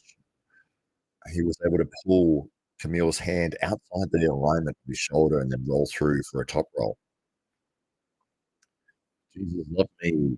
What are the results so far? We've had Schoolboy beating Ryan Bowen 6-0. We had Paul Lynn beating Lachlan Adair 6-0. We had Dzeranov over Lutidze 4-0. The rest in the second. Thumbs have been closed for these guys. They're outside of straps still. And they have given the pin for Morozov. This is what's confusing. They're on the same side. They've given a pin for Morozov, but they're on the same Morozov. I think they've got the score wrong here. Need to adjust the graphic. Starting on the same side again. Outside of straps, hands have been closed. They've gone inside again. Was that given a pin? Okay. Matyushenko getting the pin in the hook position. It's now 1-1. All right. I don't know why, but somehow they've started in the same position twice, and they've both gotten a pin. I don't know. I think it's 1-1, but I could be wrong because they might just restart it. Well, they're showing 1-1 on their scorecard. I don't know. We'll wait and see what happens. We'll see if they update it. I'm confused. All right, let's see. What was Brian Seal says, poor as a church mouse, Wolfie. Working to get my 1997 F-150 to pass inspection. Jesus, Mosby says, what were the results here? So we gave the majority of the results there. Ongarbaev went down to Patranco, 6-0. 6-0. What are 6 zeros on this card? And Kamil just lost to Laletin 4-2. I'm so glad I didn't bother paying to watch this silliness. Money better save for Arm Gods Winter Blast. And yeah, absolutely. It's just frustrating. It's just confusing. And the amount of pins that have happened, and then you're like, yeah, it's a pin. Okay, great. And then, oh, no, it's not. Why? I don't know. Restart them.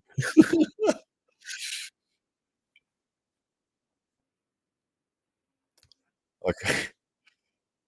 They gave Matyushenko 3 fouls in the same round. I don't know what's going on. This is all right. Anyway, but they're showing 1-1. They're outside of straps. They've got the negotiated grip. They're not going to get there. Referee is now called for the ref's grip, and they've wandered away. Away you go. Not like anyone's watching. It's a referee's grip, everyone. Oh, I better walk away from the table, get a breather, have a drink, talk to some people, make some phone calls. They're still not back at the table. They're still wandering around. Where's the frustrating? Drew says, good matchups, just poor results is all. No wars. It happens. That's absolutely correct. Not every card can be a barn burner. All right, they're both at the table now. Thumbs are closed. Hand is closed. Both early started. Are they going to walk away? No. Wow. They didn't walk away from the table.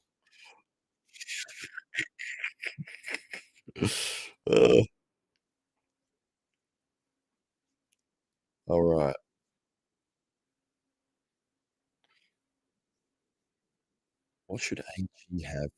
Because match next time. Well, aren't they? They're doing the shock match next. If you heard about that, Brian. All right, hands are closed.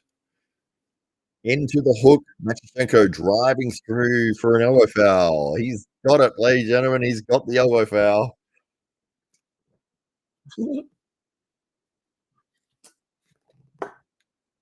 Who gets the elbow foul first? Oh, man. All right, Matyushenko's on one elbow foul. They did go inside. Looks like Matyushenko is the stronger man. They're both happy to turn inside with supination and hit and catch each other in the center. But it's Matyushenko that's hitting in that position, and he's getting through Morozov. Unfortunately, we're getting these fouls that are occurring somewhere. I don't know if he's coming off the back or if he's just lifting. But hands have been closed, gone back into the hook. Matyushenko is doing the same thing. He's hitting through. Elbows come off the side of the pad for Morozov. It is going to be yet another restart. They've both wandered away from the table. Come back to the table.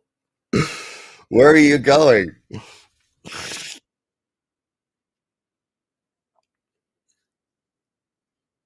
Oh, Matyushenko in complete control and driving through to the pin pad as Morozov's elbow comes off the side of the pad. He's fouling in a losing position with momentum against him, and it's a restart. I'm just frustrated, guys. All right. Back at the table now. Thumbs are being closed. Hands are closed for Matyushenko. In the hook. Matyushenko driving through again and again, and another elbow foul. Another elbow foul, and I think they just gave the win to Morozov, but it's only 2 fouls. And then the other referee has realized that he said that you've got the win, but he's wrong.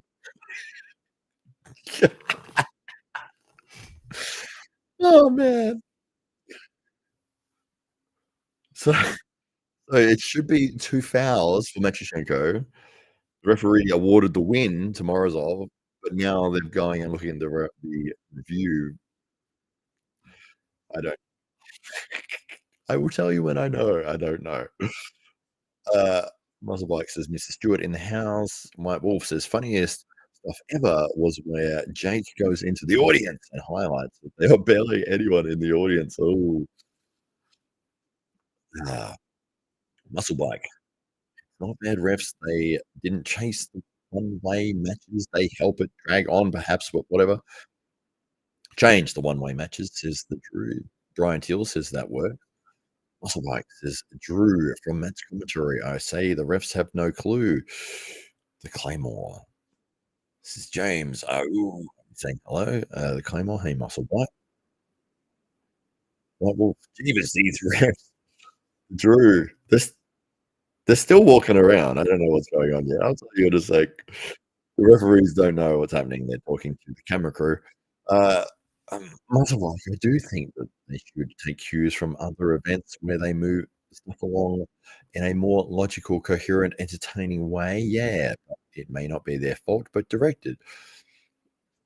Like Drew, in fairness, I didn't bother buying this one, so just going by Matt's viewpoint. It's fair. I am being quite tough on them. Big title match, Brian Teal. It sounds like yeah. Yes, Matt is not making them seem as the best. The refs are doing fine. The refs are doing their job. They're calling the right things. It's just the frustration from my point of view, seeing all these restarts and the athletes just wandering away and dragging it out. All right, the guys are outside of straps. Gone into the hook. Matyushenko's driven through. He's about 2 inches away from the pad. Morozov holding with his bicep. He's able to pull it back to the center. Matyushenko's just bouncing on his arm. He's come all the way back to the center for an elbow foul. Hey, yeah. Sorry, guys. We got another elbow foul restart.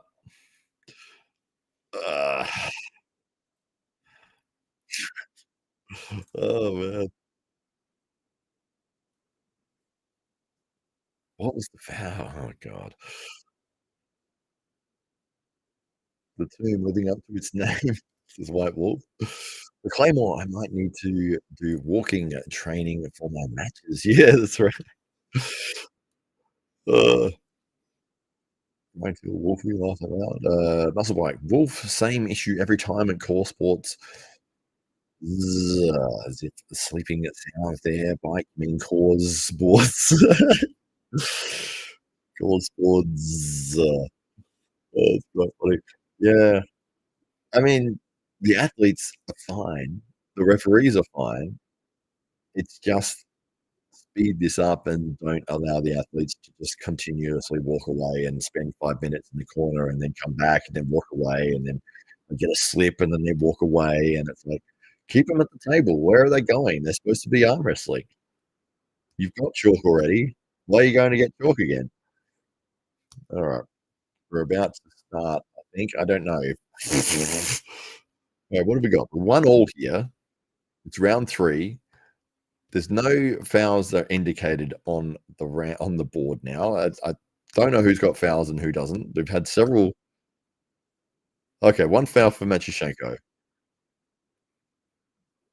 All right, about to get the start. Gone in. They've both gone to top roll and they have slipped without elbow fouling, and they've both wandered away from the table. Getting a rub down. So it might be a while, this one. Why is it that the main events always take forever? The Claymore says, bleep test arm wrestling training. I hope you know what that means. Yeah, the stupid beep test. I do that when I joined the police. Um, yeah, it is, what was it, 20 meters, 15 meters or something? You've got to run, and there's an audio playing. And it says level 1, 1, beep.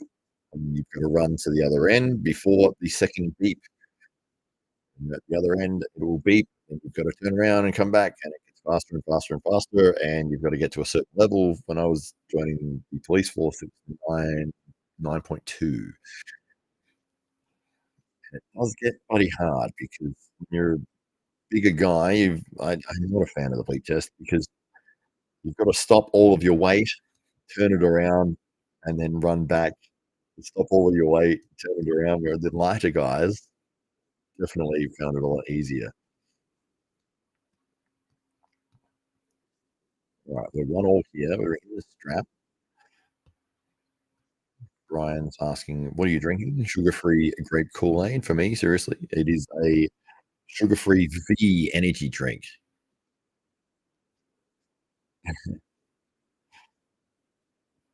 All right, they've gone to the referee's grip. Matt, are you a copper? Says Muscle Bike.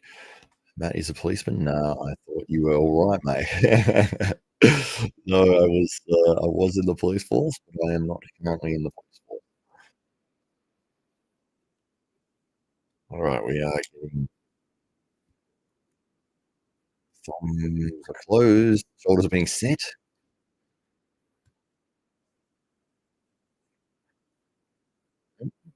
Referees are talking, getting the shoulders squared again.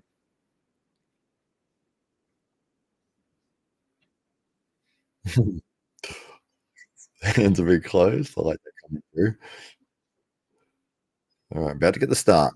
Going into the hook in the middle. Morozov is looking to go high with his arm. He's gone straight. He's being pulled out of that position to an elbow foul. An elbow foul for Matyushenko. Oh, is that 3? No. Yes. No. I don't know. They've looked away and they're sitting in their corners. The referee keeps doing the hand signal like he's giving a pin. So I don't know if they're giving that a pin or not.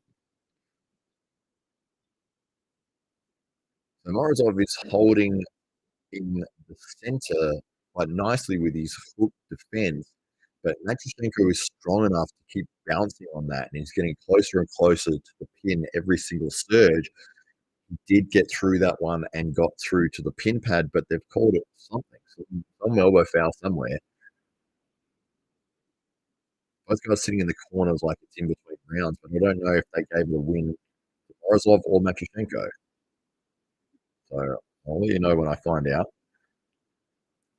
Matt, who do you identify closest to on Police Academy? My favorite was all the guy who did the sound effects. What's his name? Michael Winslow was his real name. Mahoney was the star. Who was the sound effects guy? What was his name? Cutter or something? Cuddy? I don't know. I liked that he did the sound effects, and then I liked that he was like a martial arts guy. And the scene where he's doing the overdubbed voices while he's fighting everyone, that's fantastic. As a kid, seeing that was the coolest thing ever. Okay, you get a pass. Thank goodness for that. I can't have police at arm guards. It's been a long time.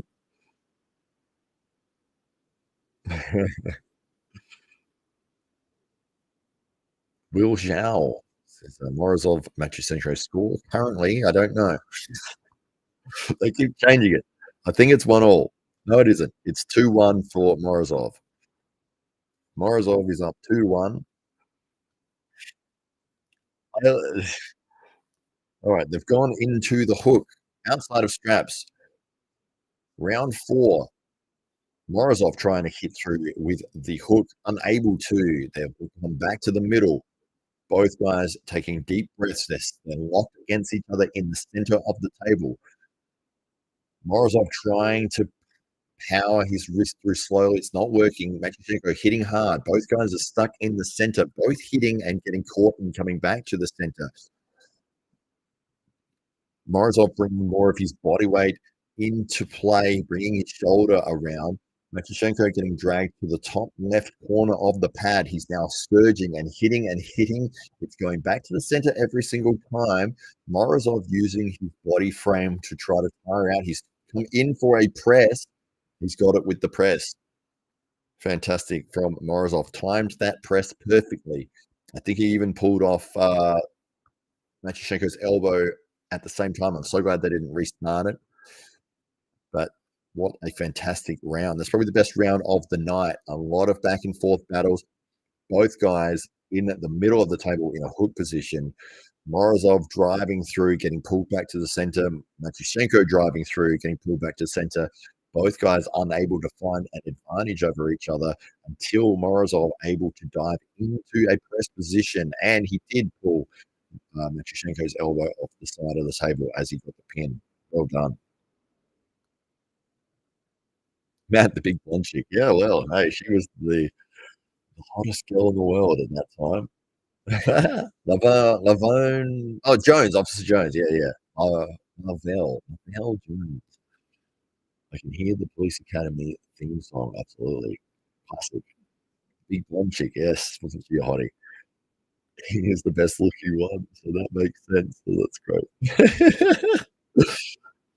White Wolf says, oh, lightning. Drew, what about George Martin? White Wolf says, not the shoulder behind it. Crazy match. That was definitely the best round of the evening. Only they could all be like that and actually get a pin at the end. Core Sports needs electric handles. Wake everyone up a bit. Yeah. Arm guards will be the electric handle match. Will be the next one that they're doing. Sorry, the first people in the world to have electric shock match. I can't believe they're doing it. I think it's fantastic. It's hilarious. All right. Both guys coming back to the table. Looks like they both want to go inside again. Morozov has kicked his wrist forwards. Both guys look like they're reasonably happy with their position. It is negotiated grip. It might get a start here. Referee is lining their hands up. Morozov looks very comfortable. It's gone inside. He's got a pin, flash pin. Morozov with the flash pin. He is up 4-win over Matyushenko. He gets the victory. He'll probably pull the last round as well for a 6 to do the 6 rounds. Morozov looking like he was going to hook and diving that shoulder in for a high hook press. Drew says George Martin, confusedly. He's probably wondering what you're referring to, Muscle White. George Martin. That's George Burns I'm thinking of. Wolf, nobody's safe at arm guards. I just want to know who the people that will be participating in the shot match will be. I think one of the issues with the tag match they had was the competitors that were involved in it. And I like both guys. I think they're both awesome. But they're both villain characters. You had Evan Burgoyne and you had Uncle John. And they are known for being the villains and getting people to want to watch them lose. And so a lot of the feedback that I heard leading into that was, I don't care who wins. I just hope both of them get hurt.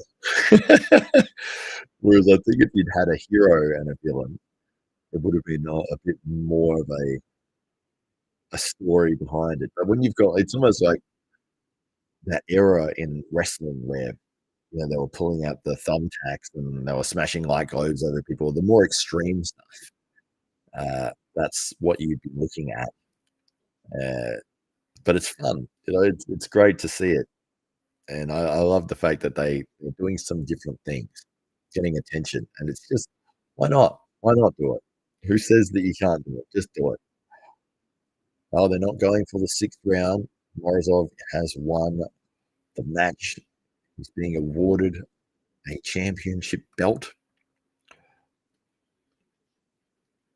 Muscle Pike says, Drew, the guy with the fake Italian voice to get the girls, George Martin. Fake Italian voice. Oh, is this in Police Academy?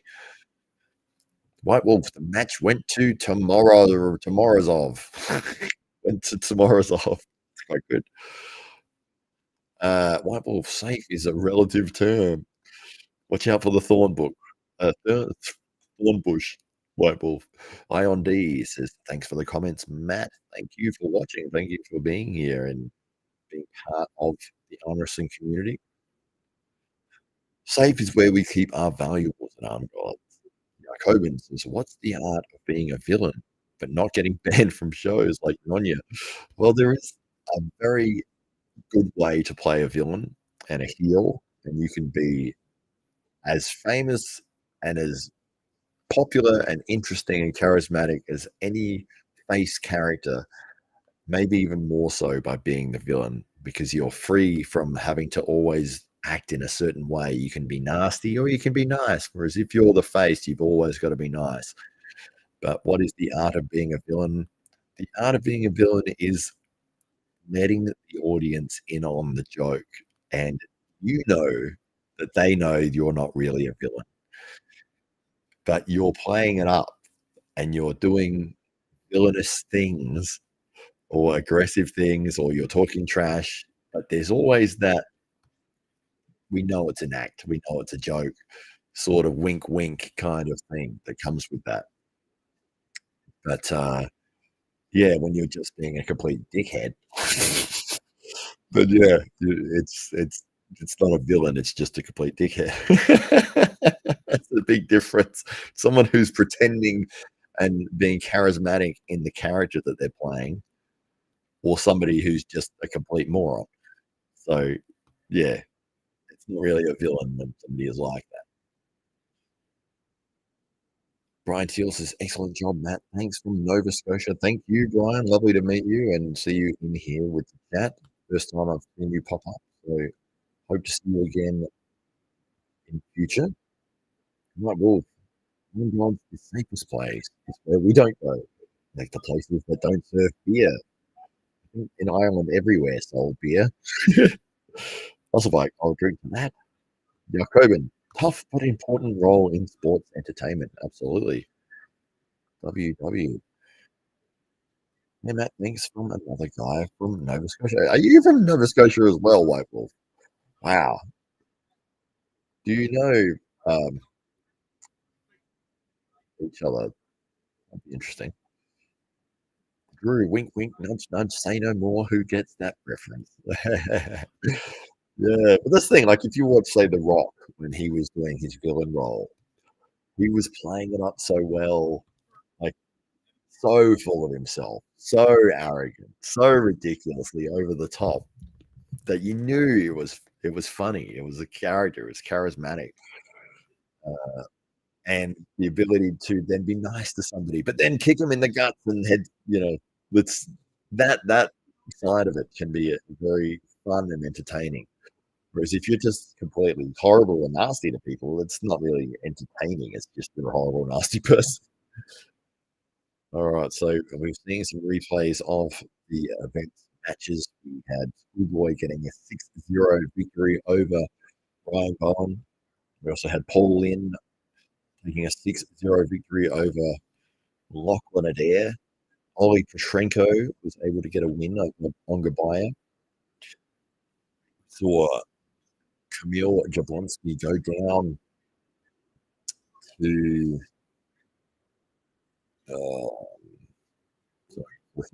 Monster Michael Todd. What a victory.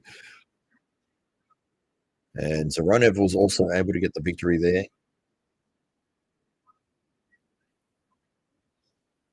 Oh, yes. Laletin was the victor over Jablonsky. Bit of a surprise there. I think if anyone was betting on this card, they'd probably lose money. I think there was quite a few favourites that, or very close matches on the betting lines that ended up being wipeouts. Actually, this is Monty Python. White Wolf says, you know that Kiwis originally tried Nova Scotia, but couldn't tough it out and went to New Zealand. Okay. Sweden Arm Wrestling Television. Great to see you in here. Well done on your live commentary, brother. Always good to see you. Thank you very much for the positive feedback. And yeah, what a big event. Lots of surprising results. Some 60-0s there. Lachlan looking incredibly powerful in his bicep, but Paul Lynn able to drive his way through regardless. Brian Till says, I'm soon 60, Drew. Brian, do you and White Wolf know each other? Both arm wrestling fans from Nova Scotia. It's merely a flesh wound. 40 Towers was awesome as well. 40 Towers is only, 12 episodes, isn't it? That was it? Just one season, 12 episodes, and then done and dusted.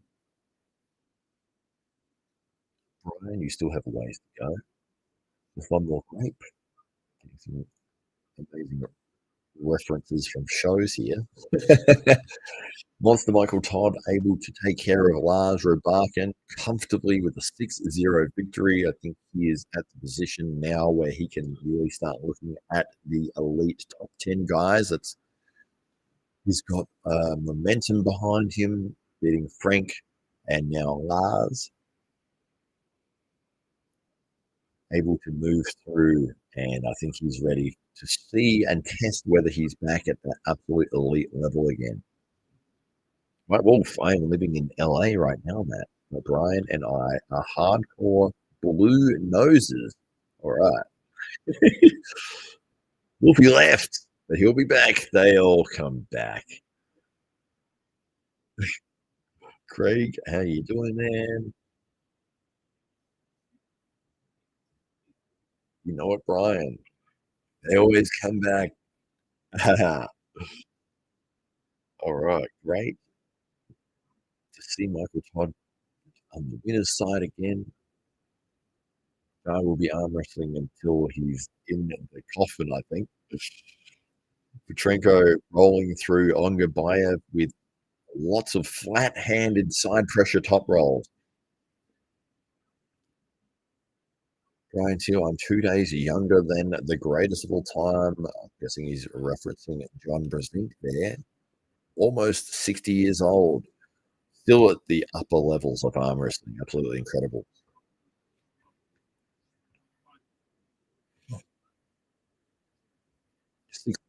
Yeah, for us in Adelaide, South Australia. Sweden arm wrestling. Craig Channel, show your love and sub to this guy too. He's one of us. One of us.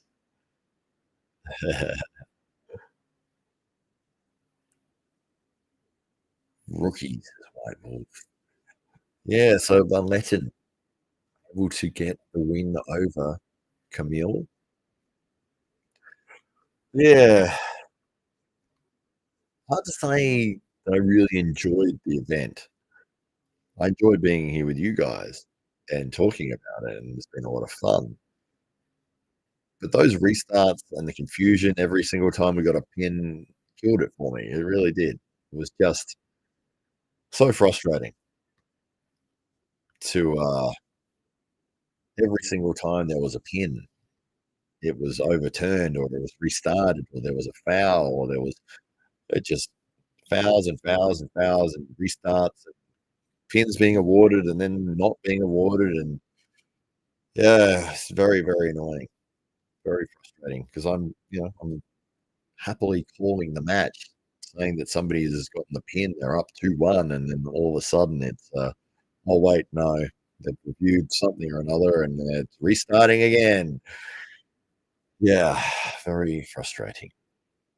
Momentum is good, interruption is bad.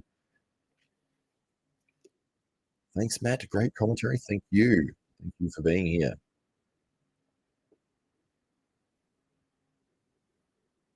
Where does Ryan Bowen go from here? 6-0 loss to Schoolboy. He did have some moments. You could see his strategy there was to utilize the king's move and tire out Schoolboy. He was able to be successful in getting stops several times, but not able to keep himself from being pinned and not long enough to be able to get the real fatigue into Schoolboy.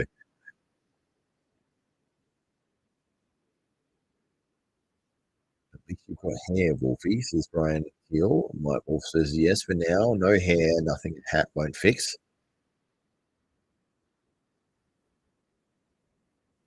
All right, Morozov too strong in the main event.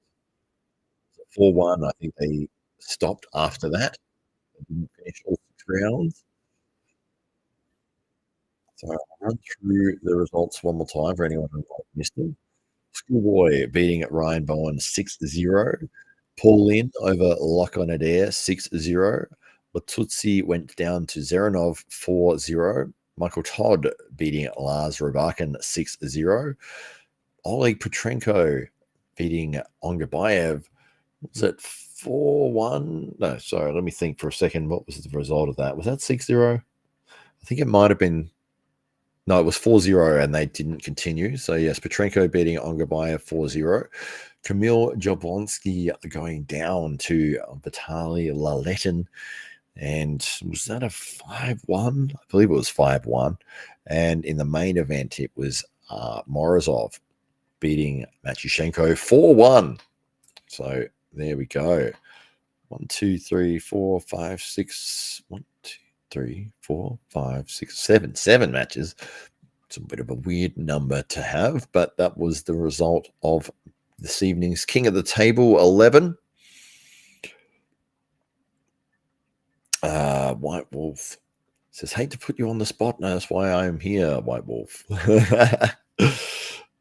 What was your favorite match today? Let me think for a second.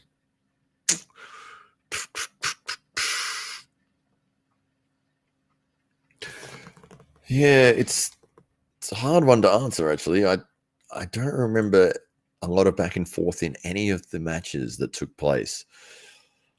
I think from an interest standpoint, it was Schoolboy and Ryan. Michael Todd was a fun to see him get the victory, but there wasn't really any match that went back and forth. There was one round in Morozov and Matyushenko that was stuck in the middle in a hook, but I didn't enjoy the match overall. I think I'm going to say Schoolboy and Ryan only because I found it the most interesting.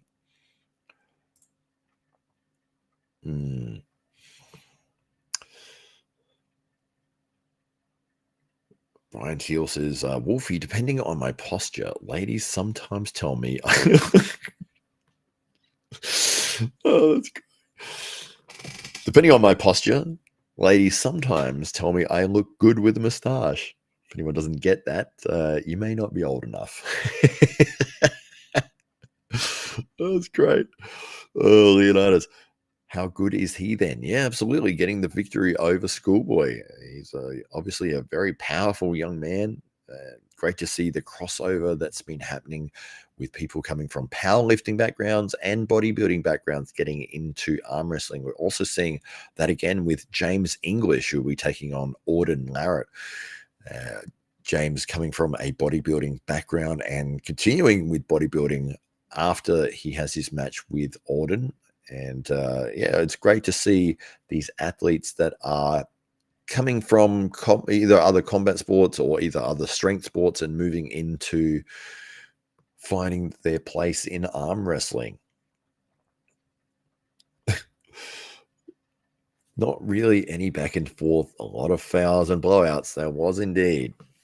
Depending how much a woman squints, I really look good. White Wolf says, I did enjoy the Schoolboy match. Yes, it was interesting. All right, well, before I blow out my voice here, because I've been talking for 4 hours straight, I'll probably go another 5 minutes. If you want any questions answered, this will be the time to ask them. What are we saying would happen with Bowen and RBJ match after Ryan's defeat? Hard to say. They're two different athletes that pull in different ways. Schoolboy versus RBJ would also be a good match. Yeah, it's tough. RBJ is obviously on a break at the moment, so it might not happen. But yeah, I mean, I'd love to see it. I'd love to see any match. Anyone who wants to go against anybody and make it interesting, just do it. Do you prefer cake or death? What a question. What a question, Drew. You've obviously been up late. Really good in sunshine. I almost drowned.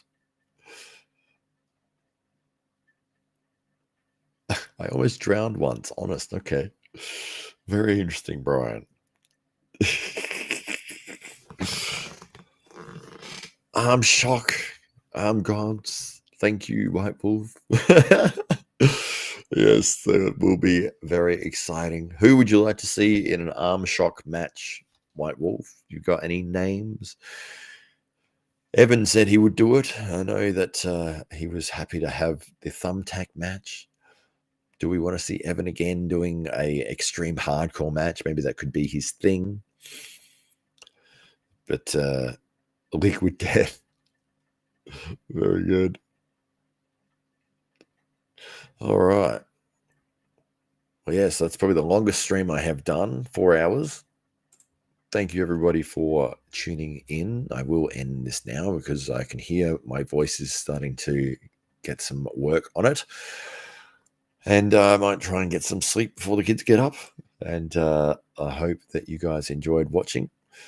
And it's always good to see everyone in here.